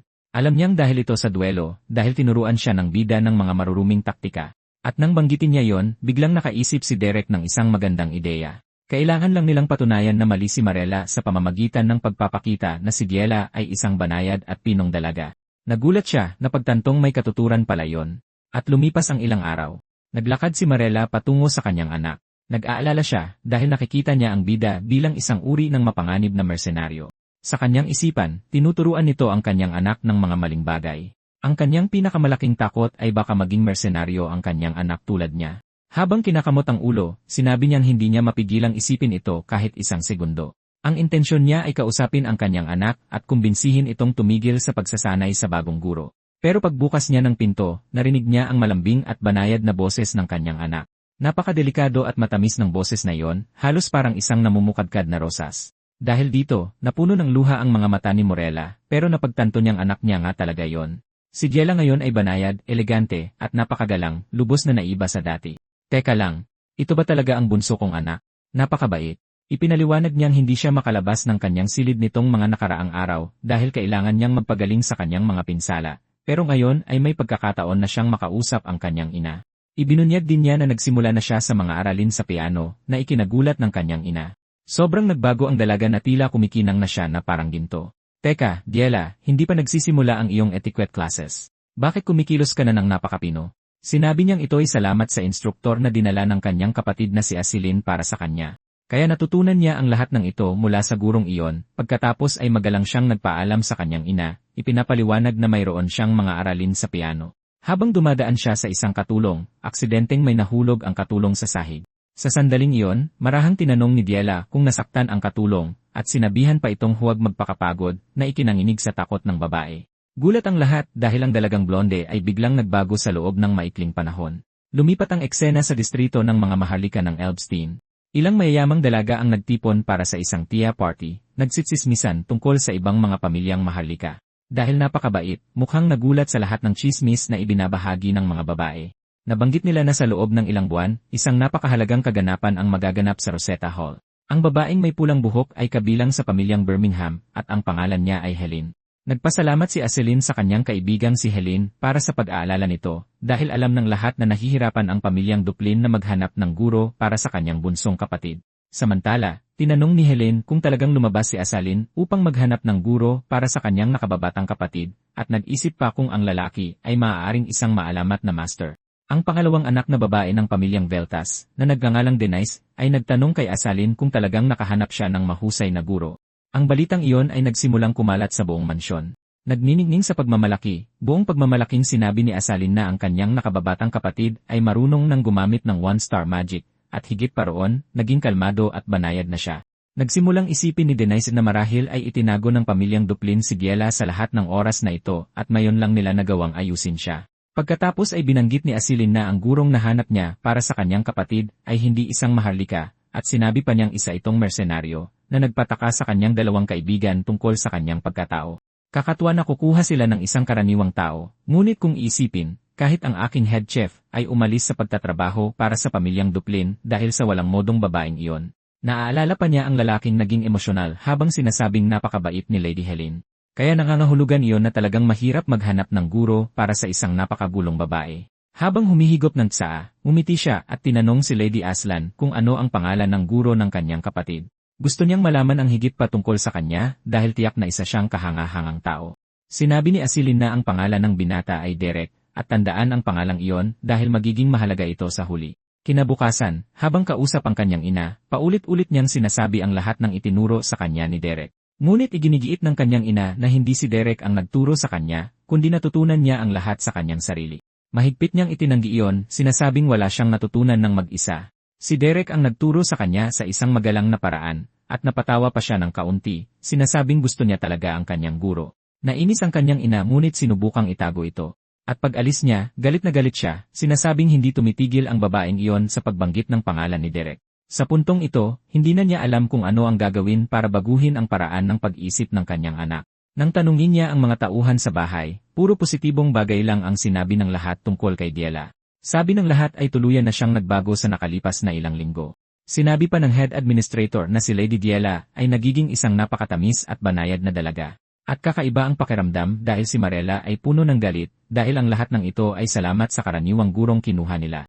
Samantala, ang ating bida ay nagsasanay, binabasa ang grimoire habang basang-basa sa pawis. Sinusubukan niyang kontrolin ang mana sa loob ng kanyang katawan upang makagawa ng isang 3-star spell, ngunit napakahirap nito at bumagsak pa siya sa lupa. Basang-basa sa pawis, bigla siyang may narinig na tumatawag sa kanyang pangalan. Paglingon niya, si Rig pala, humihingi ng paumanhin sa pag-abala sa kanyang pagsasanay. Sinabi ni Derek na walang problema, at pagkatapos ay tinanong kung ano ang nagdala sa kanya doon. Sinabi ni Rig na naparoon siya para pag-usapan si Diela. Pero bago yon, tinanong niya kung ano ang 3-star book na hawak ni Derek. Ipinaliwanag ni Derek na ipinahiram ito sa kanya ng sariling ama ni Rig, na labis na ikinagulat ni Rig. Ngunit inamin niyang ang isang 3-star spell ay higit pa rin sa kanyang kasalukuyang antas. Kahit na, naaalala niya ang mga salita ni Duplin tungkol sa pagpuntiryang maging mas malakas. Pero para maging 5-star mage ang ating bida, kailangan niyang magsumikap ng husto. Walang mga shortcut dito. Gulat pa rin si Rig na ipinahiram sa kanya ng sarili niyang ama ang ganoong libro. Pinutol ng ating bida ang usapan at tinanong kung ano talaga ang pinunta ni Rig. Nagsimulang mautal ang lalaki, sinasabing medyo komplikado ito, ngunit gusto niyang malaman kung anong mga bagay ang gusto ng kanyang nakababatang kapatid. Ay, hindi. Hindi na naman ito. Medyo namumula ang mga pisngi, tinanong niya kung gusto ba nito na gawan niya ito ng manika. At naalala ang manika ng nakatatandang kapatid, agad na sinabi ng ating bida na hinding-hindi. Hindi ito magugustuhan ni Diala. Akala ko rin hindi niya magugustuhan. Kung gayon, anong klaseng regalo ang gusto niya? Awkward na tumayo ang lalaki, at nagsimula silang maglakad pabalik sa mansyon ng magkasama. Nagpasalamat si Rian kay Derek sa pagtulong sa kanyang nakababatang kapatid. Sinabi pa niya na naging mas mapayapa ang kapaligiran sa mansyon, at nagsimula na siyang makasundo ang kapatid niyang si Valerian. Nagpatuloy ang lalaki, sinasabing labis na nagpapasalamat ang kanilang ama kay Derek, kahit na hindi niya ito madaling ipakita. Mukhang ang pagdadala kay Derek sa mansyon ay nakatulong sa lahat, maging si Rig mismo. Nagpatuloy siya sa kanyang talumpati, pero sa kaloob-looban, malinaw na nagsiselos siya sa kanyang kapatid dahil sa sobrang atensyon na ibinibigay ng kanilang ama sa kanya. At sa parang pang-20 beses, nagpasalamat siya kay Derek, sinabing nagdala ito ng kapayapaan sa mansyon. Samantala, ang ating bida ay halatang walang ideya kung paano haharapin ang ganitong level ng papuri. Nag-iba ng usapan, sinabi ni Riyad na ang mahika ni Diela ay mas mukhang isang pinta. At syempre, nabigla si Derek dito, dahil napansin iyon ng lalaki sa isang maikling laban, kaya napuri niya si Riyad, sinabing tama iyon, at idinagdag pa na ginagamit ni Lady Diela ang paraan ng pagmamanipula ng mana ng Wild School. Bawat tao ay may kanya-kanyang paraan ng pagkontrol ng mana, at ang estilo ni Diela ay parang mga hagod ng pinta. Inamin pa niya na kung magpapatuloy siyang maging guro nito, baka mapigilan pa niya ang pag-unlad nito. Habang naghihiwalay sila, sinabi ni Rig na lubos niyang naintindihan ang potensyal ng kanyang kapatid. At ganoon na lang, lumipas ang 2 buwan. Nakatanggap ng mga bulaklak ang dalaga at nagtaka kung bakit siya binigyan ng ganoong klaseng regalo. Kumuha siya ng isa at inamoy ito, habang iminungkahi ng kanyang katulong na ilagay ito sa kanyang buhok. Nasanay na siyang gumamit ng mga first star spell at naging mas malapit pa sa kanyang mga katulong. Lahat ng mga pagbabagong ito sa mga nakalipas na buwan ay dahil sa gabay ng kanyang guro. Tinanong ng katulong kung bakit mukha siyang masaya ngayon. At may mas maningning na ngiti, maingat niyang inayos ang mga bulaklak sa kanyang buhok. Gayunpaman, pagdating niya sa kwarto ni Derek, aksidente niyang nabitawan ang bulaklak sa sahig. Nawala ang kanyang ekspresyon, at nagsimula siyang magtanong kung ano ang sinabi nito. Iyon mismo ang narinig niya. Hindi na niya maaaring ipagpatuloy ang pagtuturo sa kanya. Tulad ng pagbabago ng panahon, walang taglamig na tumatagal magpakailanman. Ilang oras bago iyon, kinausap niya ang ama nito, ipinapaliwanag na si Lady Diela ay kabilang sa Wild School. Ibig sabihin, mas unlad siya sa pag-aaral ng mag-isa kaysa umasa sa isang guro. Sumang-ayon si Duplin, sinabing wala ng dahilan para manatili ang binata sa mansyon. Seryoso niyang sinabi ito, tumayo pa, inamin na dahil kay Derek, maraming bagay ang nagbago, at ngayon ay maaari nang lumaki ang kanyang anak bilang isang maharlika. Masyado siyang nakatuon sa pamamahala sa kanyang teritoryo, kaya hindi siya nagkaroon ng pagkakataong maging isang tunay na ama. Pagkatapos ay tinanong niya kung kailan balak umalis ni Derek. Narinig niya na malapit nang maglakbay si Asilin patungong Elbstein, kaya balak ni Derek na umalis kasama ang anak ng duke sa lalong madaling panahon. Sinabi rin ni Derek na naparito siya para isauli ang mga magic book at ang susi ng library, ngunit sinabi ni Duplin na ang susi na lang ang isauli. Ano, talaga bang hahayaan niyang manatili sa akin ang aklat na ito? Kung wala ka nang sasabihin, maaari ka nang umalis.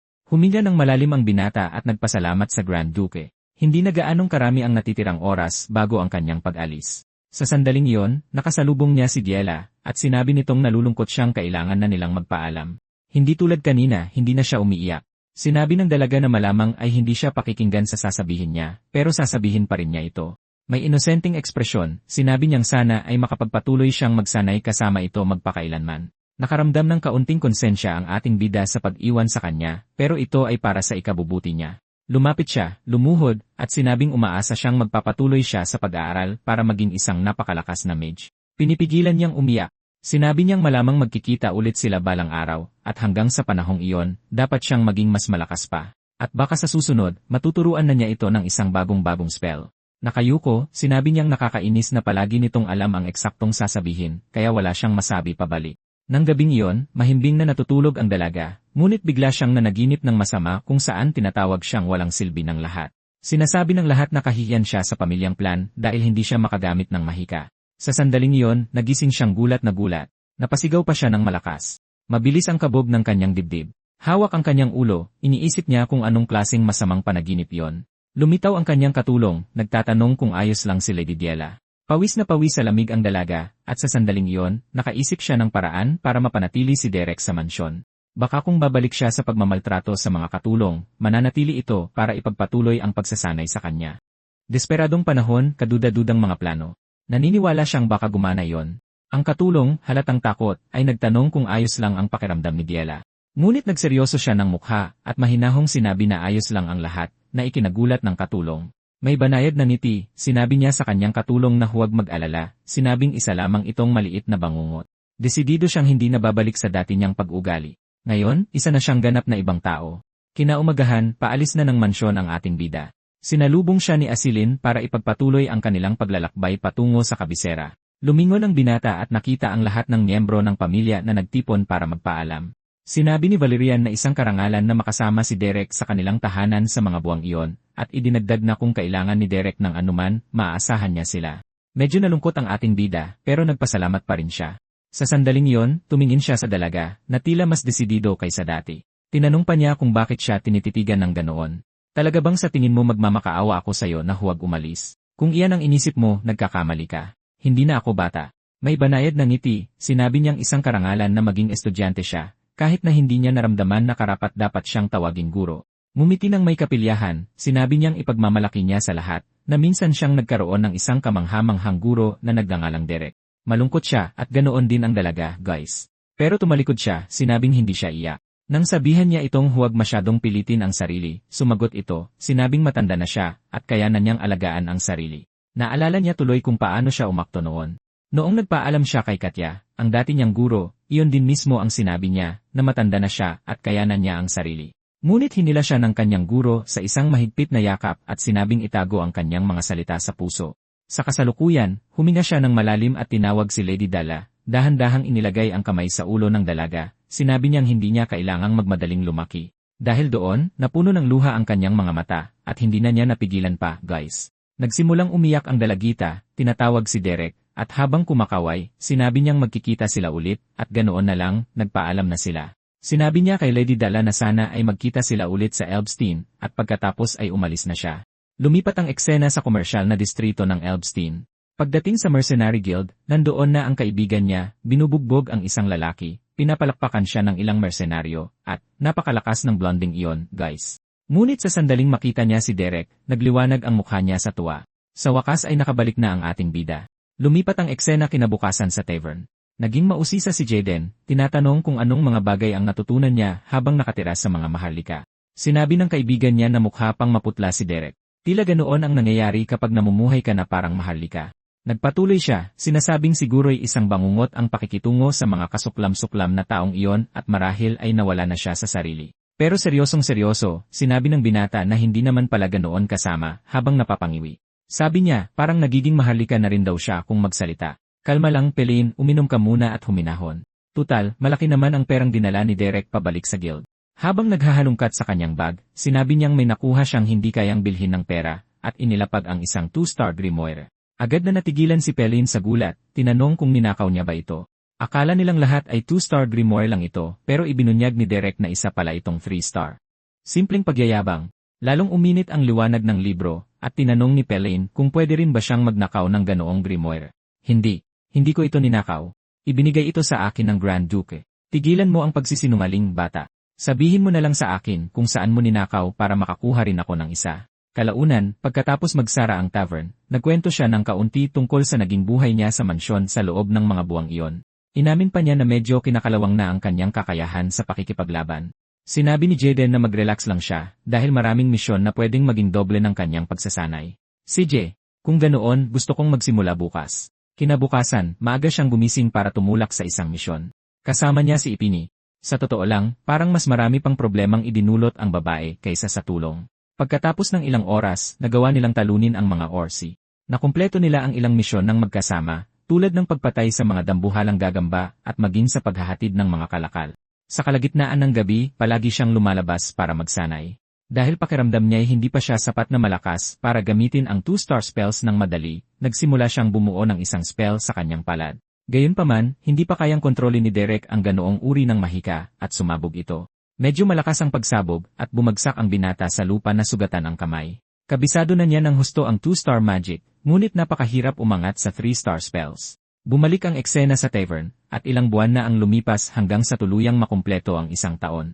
Napakalamig at nagrereklamo si Pauline na umuulan pa ng nyebe sa labas. Tinanong ni Jaden kung bakit nagpupumilit si Derek na kumuha ng misyon kahit sa sobrang lamig ng panahon, pero bumalik siyang may dalang isang sako ng mahahalagang bagay. Nagpupunas siya ng dugo sa kanyang mukha nang lumuhod si Jaden at sinabing may perpektong misyon siya para kay Derek. Hindi lang ito madali kundi malaki rin ang bayad. Kaya't nagtungo siya sa mansyon ni Count Birmingham. Naghahanap sila ng karaniwang tao para lumahok sa isang labanang mahika. Sa madaling salita, magiging human punching bag lang ang ating bida. Hindi ito isang pangarap na trabaho at dumating siya sa distrito. Sa loob, isang matandang lalaki ang nakikipag-usap sa isang babaeng may pulang buhok. Nagtataka siya kung sino ang magiging kalaban niya ngayon. At mabilis nating nalaman na si Helen yon, ang kaibigan ni Eileen. Nang marinig niyang isang karaniwang tao ang lalabanan niya, agad siyang nainis, sinasabing malamang ay mahina ang taong iyon. Gayunpaman, tiniyak sa kanya ng kalbong matanda na partikular silang umupa ng isang napakalakas na mersenaryo. Kaya naman pumayag siya at sinabi pa na gagawin niya itong personal na punching bag. Naku po, may isang sobrang tiwala sa sarili ngayon. Binanggit ng matanda na ang binatang inupahan nila ay kayang gumamit ng 2-star magic. Samantala, naghahanda na siya at sa sandaling iyon, lumapit sa kanya ang babae. Tinanong niya kung siya ba ang lalaban sa kanya. Kinumpirma ito ng binata at nagpakilala, sinabing ang pangalan niya ay Derek. Nagpakilala rin siya bilang si Helen, at nang marinig ang pangalang iyon, parang narinig na ito ni Derek dati. Sinabi ng kalbong lalaki na oras na para pumunta sila sa arena. Pagdating nila, nagsimulang mag-warm up ang babae. Habang nakakrus ang kanyang mga braso, tinanong niya kung naiintindihan ba niya ang mga pangunahing tuntunin sa duelo. Sumagot siya na alam niya ang mga pangunahing kaalaman, at ayon kay Helen, sapat na yon, sinabi pa niyang pwede niya itong labanan gamit ang buong lakas. Kailangan niya ring pilitin ang sarili hanggang sa sukdulan dahil nalalapit na ang labanan sa Rosetta Hall. Unang tinanong ng binata kung gusto ba talaga niyang ibigay niya ang lahat. Siyempre, gusto ko. Bakit mo pa ako tinatanong yan? Kailangan ko munang malaman ang antas ng iyong tibay para makatulong ako sa iyo. Nang marinig iyon ng matanda, nagsimula siyang umiling dahil parang nakakainsulto ito na para bang inilalagay niya ang sarili sa itaas ng babae. Napatawa pa siya. Sa mapanuyang tono, sinabi ni Helen na labanan siya nito ng buong lakas. Bahagya siyang umisi at may seryosong ekspresyon, sinabing ayos lang iyon at ibibigay niya ang lahat. Dahil doon, pareho silang nagsimulang ihanda ang kanilang mga spell. Binibigkas niya ang kanyang incantation habang iniisip kung gaano ba talaga siya kalakas. Kailangan kong ipakita sa batang ito ang agwat sa pagitan ng mga maharlika at karaniwang tao. Nagpakawala siya ng spell, ngunit alerto ang ating bida, at walang kahirap-hirap na iniwasan ito, na naging sanhi ng pagtama ng atake sa isang puno at pagkahati nito sa dalawa. Napakalakas ng babae, ngunit napatunayan niyang mas mabilis siya. Sa seryosong tono, tinanong niya kung ano ang susunod nitong gagawin. Sa totoo lang, parang pang-aasar yon. Hindi maaari, niloloko ba ako ng batang ito? Nagsimula siyang maghanda ng mas malakas na spell. Maraming talim ang lumitaw mula sa lupa habang inihahanda niya ang mga iyon para tamaan ang binata. Habang nakaunat ang kamay, idineklara niyang dito na magtatapos ang laban, ngunit naghagis lang ang ating bida ng maliit na piraso ng yelo na ikinagulat niya dahil agad nasira ang lahat ng atake niya, at hinayaan niyang bumagsak ang piraso ng yelo malapit sa kanyang paa. Imposible, kinontrol niya ang piraso ng yelong iyon na parang wala lang. Maging ang kalbong lalaki ay nagsimulang isipin na ang binatang iyon ay sobrang lakas. Kaya nagpasya siyang magseryoso at lumipat sa paggamit ng kanyang elemento ng apoy. Maraming nagliliyab na palaso ang nagsimulang mabuo sa paligid niya, at napansin ni Derek na binago ni Helen ang kanyang diskarte. May nakatutok na ekspresyon, patuloy siyang nagpapalabas ng marami pa. Nakagawa siya ng napakaraming palaso ng apoy at pinakawalan ang mga ito na parang ulan papunta sa kanya. Wala nang paraan para maiwasan ko ang lahat ng iyan. Dahil hindi pagpipilian ang pag-iwas, gumawa siya ng harang na hangin, at nakakagulat na epektibo ito. Pagkatapos ay idinagdag niya ang elemento ng tubig na nagdulot ng makapal na usok. Naging napakakapal ng usok kaya't wala siyang makita. Sa sandaling iyon, napagtanto niyang papalapit na ito sa kanya. Tumalo ng babae papunta sa kanya na may hawak na palaso ng yelo. Nagkomento pa siya na magaling siyang umangkop sa gitna ng laban, at sa isang pitik ng kanyang mga daliri, sinabi niyang talagang kahanga-hanga ang kanyang talento. Sa sandaling iyon, isang kislap ng liwanag ang sumabog sa buong lugar. Walang makita ang babae, at sa desperasyon, sinubukan niyang humanap ng lugar na mapagtataguan. Anong uri ng mahika ito? Wala akong makita. Mag-isip ka, Helene. Hindi ko pwedeng ibaba ang aking depensa. Sa sandaling iyon, dumaan ang parehong piraso ng yelo sa tapat ng kanyang mukha. Anong tunog iyon na narinig ko? Unti-unti, natanaw niya si Derek sa di kalayuan. Sunod-sunod niyang pinapakawalan ang mga tipak ng yelo. Nang malapit na siyang tamaan ng isa, nagawa niyang umiwas. Nagupit lang nito ang kanyang buhok. Ang spell na iyon ni Derek, bukod sa mabilis at malakas, ay sobrang tahimik din. Napagtanto niyang sinasadya nitong sumablay at kaya siyang tamaan mula pa sa simula kung gugustuhin nito.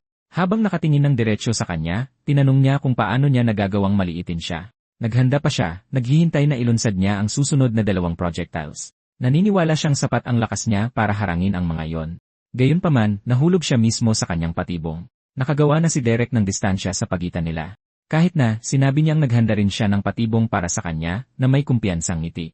Tutal, napansin niya na sa tuwing pagdidikitin niya ang kanyang mga kamay, iyon ang eksaktong sandali na ginagamit niya ang kanyang spell, kaya kailangan lang niyang gamitin ang sa kanya, bago pa niya gawin. Pero malakas na inapakan ng lalaki ang lupa, na ikinagulat niya kaya napaatras siya, at sa sandaling iyon, lubos siyang nagulat dahil ginagamit niya ang elemento ng kidlat. Isang alon ng kuryente ang sumabog mula sa kanyang mga paa. Inilahad ang kanyang kamay, sinubukan niyang harangan ang atake, ngunit napahandusay siya sa lupa. Napagtanto ng matanda na mas malakas ang lalaki kaysa kay Helen. Hawak ang kanyang ulo, inamin ng babaeng pulang buhok na hindi niya inaasahan ang resulta. Inayos pa niya ang kanyang buhok, sinasabing medyo interesante ang laban. Magiging tapat ako, Derek. Minaliit kita sa simula.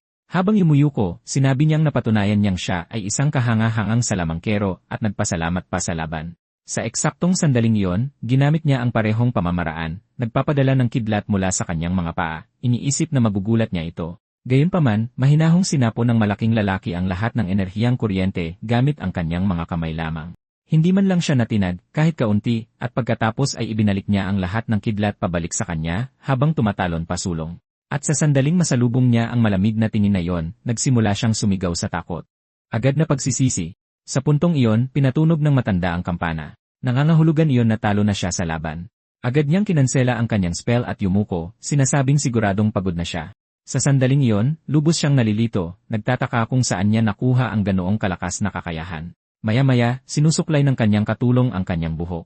Inaamin niyang napakagaling niya, at sumagot siya na natutuwa siyang marinig ang kanyang papuri. Pinuri rin niya ito, sinasabing matalas ang kanyang pangunawa. May ngiti, sinabi niyang malamang natutunan niya ang mga papuring iyon mula sa mga maharlika. Narinig niyang isa siyang karaniwang tao, ngunit palagi siyang napapaligiran ng mga maharlika.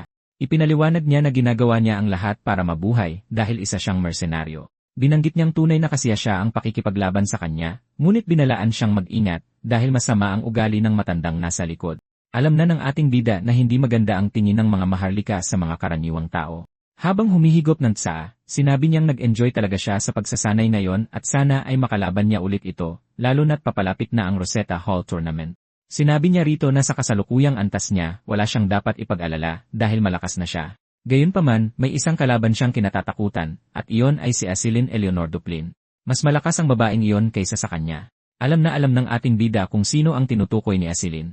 Sa sandaling iyon, sinabi ng pulang buhok na maaari na siyang umalis at nagsimula na siyang lumabas. Patuloy niyang inaalala kung saan niya narinig ang pangalang Derek, at habang umiinom ng tsaa, bigla niyang naalala.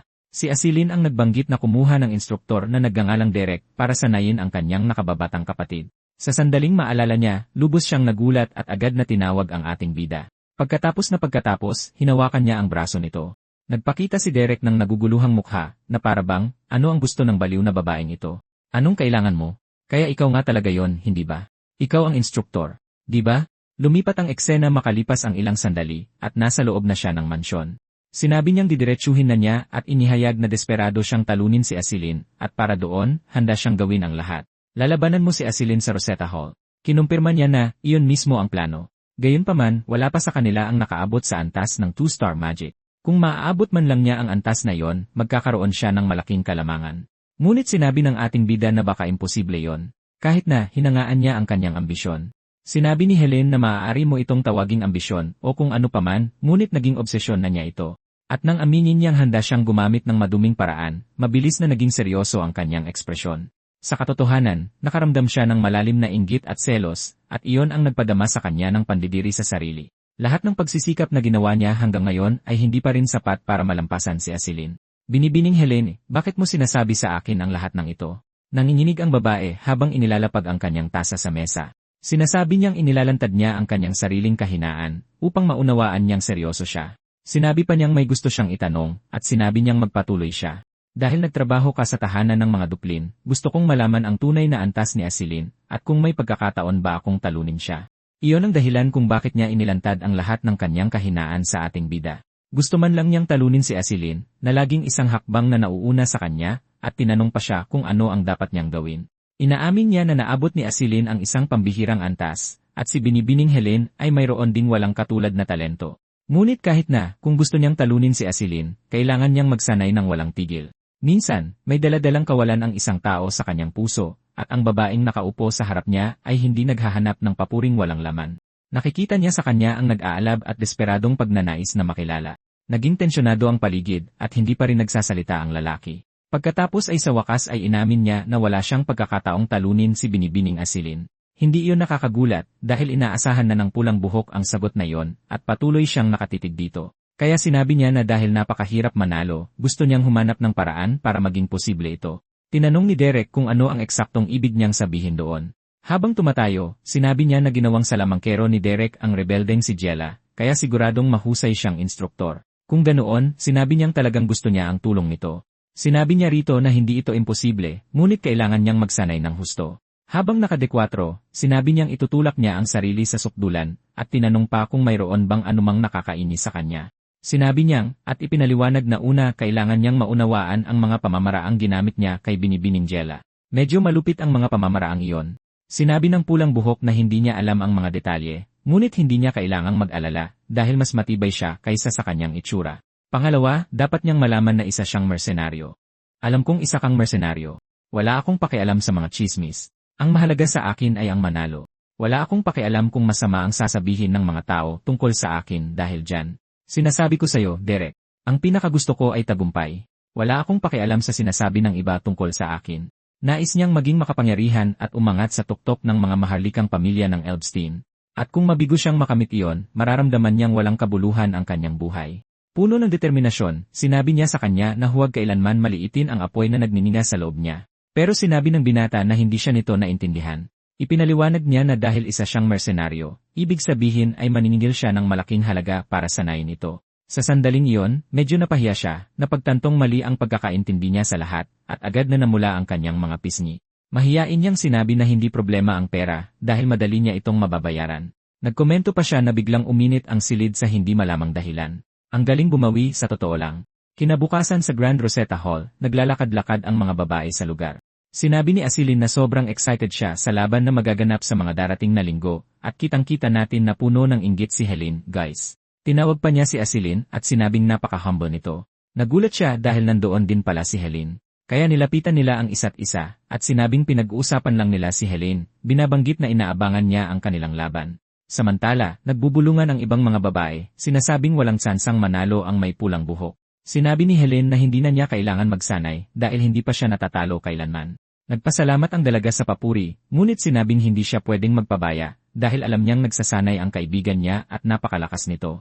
Sa sandaling iyon, nabanggit ni Helene na kumuha siya ng bagong master para lumakas at nagtanong ang dalaga, sino itong bagong master? Sumagot siya na ito'y isang taong nasubukan na mismo ni Asilin at ibinunyag pa na si Derek ito, ang nagsanay sa mismong kapatid ni Asilin. Sa sandaling iyon, bahagyang nabigla ang babaeng may itim na buhok. Sinadya ni Helene na sabihin yon para asarin ang kaibigan, sinusubukang sirain ang kanyang kahinahunan. Gayunpaman, nagulat ang dalaga at agad na pinuri ang kanyang kaibigan, sinabing magaling ang ginawa nito, dahil si Derek ay isang mahusay na guro. Tunay siyang mukhang masaya at sinabing umaasa siyang may matutunang mahahalagang bagay ang kanyang kaibigan. Nagpasalamat si Helene, hindi inaasahan na ganoon pala ang magiging reaksyon ng kaibigan niya. Iyon mismo ang ikinainis niya dahil palaging napakabait at malumanay nito. Sa sandaling iyon, naalala niya na sinabihan pa niya ang kanyang nakababatang kapatid na pwede niyang kunin ulit si Derek para turuan siya, pero tumanggi ang kapatid niya. Ayaw niyang magmukhang isang taong palaasa. Ang talagang gusto niya ay magsanay ng mag-isa. Para bang gusto ng blonde na pahangain siya sa susunod nilang pagkikita. Dahil doon, nagsimulang mag-isip si Asilin kung sulit bang puntahan at kausapin si Derek. Asilin, kung iisipin mo, tiyak na maintindihan mo kung ano ang ibig sabihin ng pag-agaw ko sa kanya mula sayo. Patuloy na iniisip ni Helene sa kanyang sarili. Mayroon siyang mga iniisip na parang kontrabida, habang ang kaibigan niya sa tabi niya ay ibang-iba ang iniisip. Binanggit pa niya ang pangalan ni Derek at may itatanong na sana tungkol sa kanya, pero pinutol siya ni Helene. Habang nagpapaalam, binanggit niyang nag-enjoy siya sa usapan at sana maging maganda ang kanilang laban. Sa isip ni Helene, ang babaeng nakatayo doon ay puno ng inggit dahil nagawa niyang agawin ang guro. Pero ang talagang gustong sabihin ni Asilin ay sobrang tindi ng kanyang pagsasanay at dapat niyang ihanda ang sarili sa mental. Mula sa malayo, pinapanood ni Denise ang dalawa at iniisip na nabubuo ang isang kawili-wiling tunggalian sa pagitan ng mga dalaga. Lumipat ang eksena sa tavern ng grupo ng mga mersenaryo. Ipinaliwanag ng ating bida na gugugol siya ng ilang araw sa pagsasanay sa babaeng iyon para manalo ito sa Rosetta Hall. Ang magandang bahagi ay magaganap ang pagsasanay sa parehong lungsod, kaya hindi niya kailangang manatili sa bahay ng sinumang maharlika. Tinanong ni Jaden kung sa tingin ba niya talaga ay matatalo ni Lady Helene si Lady Asilin. Sa seryosong tono, sinabi ng binata na hindi ito isang imposibleng sitwasyon. Hanggat malampasan ni Lady Helene ang 2-star barrier, malamang na mananalo siya. Pero sinabi ng leader ng mga mersenaryo na parang hindi ito makatotohanan at sinabihan pa ang binata na gumising sa katotohanan, pero sumagot siya na ang kanyang plano ay mangangailangan ng tulong ng boss. Agad na nagtanong si Jaden kung para saan niya ba talaga siya kakailanganin. At hindi lang si Jaden, kakailanganin din niya si Apolline. Sige na, bata. Sabihin mo na. Wala ka namang binabalak na delikado, di ba? Sa totoo lang, inamin ni Derek na ang plano ay talagang napakadelikado. Nagtanong ang isa pang blonde na nakatayo sa malapit kung para saan siya kailangan. Halos hindi nila napansin na nandoon siya at naglalasing, pero bigla siyang sumigaw na kung may pera, kasali siya. Prioridad ay prioridad, walang alinlangan. Lumipat ang eksena makalipas ang ilang sandali. Sinabi niya kay Helene na magsisimula sila sa live combat training. Kailangan niyang ulitin ang ilang mga galaw at ang pagsasanay ay bubuin ng 1-0 laban. Hindi siya masyadong kumbinsido, pero sinabi niya na kailangan ito para masuri niya ng maayos ang antas ng kanyang pakikipaglaban. Natuwa ang dalaga at sinabing sanay na sanay siya sa pisikal na labanan, kaya madali lang ito para sa kanya. Sige kung ganoon, magsimula na tayo ngayon, sabi ng binata, habang naglalabas na ng mahika mula sa kanyang kamay. Ilang minuto ang lumipas, malaki na ang pinsala sa arena. Hirap siyang huminga dahil matindi ang naging laban. Pinuri niya ang kanyang estudyante, sinabing napakagaling ng ginawa nito. Binigyan niya ito ng 10 minuto lamang para magpahinga bago simulan ang ikalawang round. Pero nagreklamo siya na wala na siyang natitirang mana. Akala niya talaga madali lang ito. Sinabi niya sa kanya na pwede siyang magpahinga ng 10 minuto at sapat na yon. Pagkatapos ng pahinga, nakapag-cast siya ng ilang spells. Sinabi niya sa kanya na kailangan niyang pilitin ang sarili na ilabas kahit ang pinakahuling patak ng mana, at kaya nagpatuloy sila sa pagsasanay hanggang sa paglubog ng araw. Pagkatapos ng ilang laban, bumagsak siya sa lupa, pagod na pagod. Sinabi niya na tapos na ang session at pwede na siyang umuwi at maghapunan.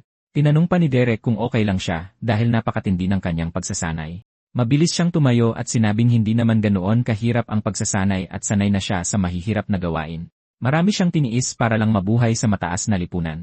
Ganoon pala. Mukhang minamaliit kita. Habang bumabangon, sinabi niyang medyo pagod lang siya at pagkatapos kumain at magpahinga, ayos na siya bukas. Nakangiti niyang sinabi na bukas pagkatapos magpahinga, ipapakita niya kung gaano talaga kalakas ang kanyang katawan.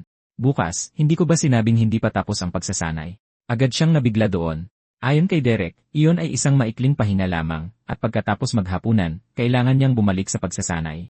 Hindi ito pagsasanay. Isa itong survival event. Sinabi pa niya na hindi niya kinuha ang trabahong ito para lang maglaro. Kinaumagahan, malakas siyang sumigaw, sinasabi sa kanyang kaya niya ito. Napakahirap, pero sinusubukan niyang pigain ang bawat huling patak ng kanyang mana. Nakapagpakawala na siya ng higit sa 0 magical arrows ng sunod-sunod at nagsimulang magreklamo na hindi na niya kaya. Ngayong ubos na ang kanyang mana, pinatakbo niya ito sa paligid ng mansyon. Kalaunan, sa wakas ay huminto sila para magpahinga at ang dalaga ay pagod na pagod. Tinanong niya kung ayos lang siya at sinabi niyang na ang pagsasanay ay talagang napakasaya. Well, Helen, kung gusto mong sumuko, pwede ka namang sumuko. Sinong nagsabing susuko ako? Hindi ako susuko, git niya. Napagtanto ng binata na ang pagnanais na manalo ng babaeng may pulang buhok ay napakatindi. Tumayo siya at sinabing dahil sapat na ang kanyang pahinga, oras na para sa isa pang duelo. At ganoon na nga, lumipas ang 2 linggo. Pagod na pagod siya at papalapit na sa wakas ang laban sa Rosetta Hall. Tinanong ng kaibigan niyang si Denise kung bakit mukha siyang pagod. Sinabi niyang dahil iyon sa pagsasanay kasama ang mersenaryong iyon. Habang nagbabasa ng libro, tinanong ni Denise kung bakit niya masyadong pinapahirapan ang sarili. Gayunpaman, napansin niyang nakatulog ang may pulang buhok, at paggising niya, sinabi niyang nagsisikap siya ng husto dahil gusto niyang manalo. Nagulat si Denise na nagsabing susuportahan niya ang kanyang kaibigan anuman ang mangyari. Sa sandaling iyon, napansin niya ang papalapit na ibang mga babae at mabilis na binalaan si Helen na huwag magpahuling natutulog at agad namang napabangon ang dalaga. Nakita ni Asilin ang 2 babae sa mesa at nagkunwari ang redhead na hindi siya natutulog. Nabanggit ng mga kaibigan ni Asilin na may bagong bukas na tindahan sa dulo ng kalye at pag-alis nila, naiwan doon ang redhead na sobrang kinakabahan. Tinanong pa niya si Denise kung nakaalis na ba sa kalye ang mga kaibigan niya. Nag-aalala, tinanong niya kung nakita ba siya ni Asilin na natutulog sa mesa at sinabi ni Denise na mukhang hindi naman. Gayunpaman, mahahalata natin na napansin ni Asilin si Helen na natutulog marahil dahil pagod na pagod siya sa pagsasanay. Nagpakita pa siya ng pag-aalala, sinasabing mukhang pagod na pagod ang kanyang kaibigan. Lumipat ang eksena sa ilang sandali. Pagdating sa bahay, pagod na pagod si Helen at nabanggit na may ilang kahon na inihatid para sa kanya. Iyon ay mga regalo mula sa pamilyang Klein, mas partikular mula kay Asilin. Ipinaliwanag ng katulong na ang mga ito ay mataas na kalidad na mana potion kasama ng mga recovery elixir. Nang mapagtanto na ipinadala iyon ng kanyang kaibigan para tulungan siyang gumaling, agad niyang inutusan ang kanyang mga katulong na itapon ang lahat. Tumanggi siyang tumanggap ng anumang tulong mula sa kanyang karibal. Nagpasabi pa siya kay Derek na sa susunod na araw ay gusto niya ng mas matinding pagsasanay. Malapit na ang labanan sa Rosetta Hall. Ito ay isang malaking kaganapan na naglalayong ipakita ang lakas ng mga maharlikang pamilya at ayaw niyang maliitin ang kanyang pamilya kumpara sa iba. Maraming maharlikang babae ang nagbibigay ng malaking halaga sa yaman, ngunit sa kaso ni Helen, hindi ito ganoon. Ang tunay niyang nararamdaman ay inggit kay Asilin. Nag-aaral ng mahika ang ating bida nang mapansin niyang napakaagang dumating ng kanyang estudyante. Nagkomento pa siya na mas maaga itong dumating sa takdang oras, ngunit sinabi ng dalaga na huwag nang magpaligoy-ligoy pa. Tinanong pa niya si Derek kung ano ang iniisip nito. Ano ang iniisip ko tungkol sa ano? Gusto niyang malaman ang opinyon nito sa pag-unlad na nagawa niya sa mga linggong iyon ng pagsasanay. Nanahimik siya sandali at pagkatapos ay sinabing ang pagsuko ay isa ring balidong opsyon. Nang marinig iyon, nainis siya at tinanong pa kung sinusubukan ba siyang galitin nito. Humingi ng paumanhin ang lalaki, sinabing hindi iyon ang kanyang intensyon. Hiniling niya na suriin ito ang kanyang lakas, hindi para insultuhin siya sa pamamagitan ng pagsasabing dapat siyang sumuko. Habang nilalakasan ng boses, sinabi niyang hindi iyon ang dahilan kung bakit niya ito kinuha. Kung magsasalita lang ito ng kalokohan, mas mabuting umalis na ito sa kanyang paningin. Pagkatapos ay nagtanong siya kung ano ang halaga kung hindi naman siya mananalo. Ang sobrang pagkahumaling sa tagumpay ay maaaring makapagpabagal sa kanyang paglago, at minsan mas mabuti ang pagtanggap ng pagkatalo ng may kababaang loob. Sa sandaling iyon, napagtanto niyang umiiyak ang dalaga, tinatawag ang sarili na kaawa-awa. Nanatiling tahimik ang lalaki habang nakikinig sa kanya. Inamin ni Helen na may ugali siyang magsalita ng masama tungkol kay Asilin dahil lahat ito ay sa selos niya sa kanyang kaibigan. Sabi niya, isa siyang taong puno ng inggit at tinawag pa ang sarili na masama dahil sa ganoong pag-isip. Inamin niyang labis siyang naiinggit kay Asilin, dahil isa itong kahanga-hangang babae, mabait, magiliw, at napakalakas din. Nanginginig ang kawawang dalaga habang umiiyak, at ang pinakamasama pa ay may sama siya ng loob dito, ngunit mukhang tunay pa ring nagmamalasakit sa kanya si Asilin. Habang lumuluha, tinanong niya kung bakit mayroon siyang ganitong katawa-tawang inferiority complex na hindi mawala-wala. Naalala pa niya ang sandaling nagbukas siya ng damdamin kay Derek at inamin ang mga ito. Kaya naman ang pinakagusto niyang mangyari ay talunin si Asilin. Gayunpaman, alam niyang malayo pa siya sa pagkamit niyon. Napagtanto ng ating bida habang nakatingin sa kanya na ang taong pinakakinamumuhian ni Helen ay hindi si Asilin. Ito ay ang kanyang sarili. Ang laban na ito ay hindi purong dulot ng selos o inggit. Ang tanging takas niya mula sa puot na iyon ay ang pagtagumpayan ang kanyang pagkamuhi sa sarili at inferiority complex. Dahil doon, nilagpasan niya ito habang sinasabing ang tanging paraan para gumaan ang pakiramdam niya ay ang manalo at makakamit nila iyon anuman ang mangyari. Sisiguraduhin niyang matatalo nito si Asilin, at nang marinig iyon, sumang-ayon ito, sinabing magtatagumpay sila ng magkasama.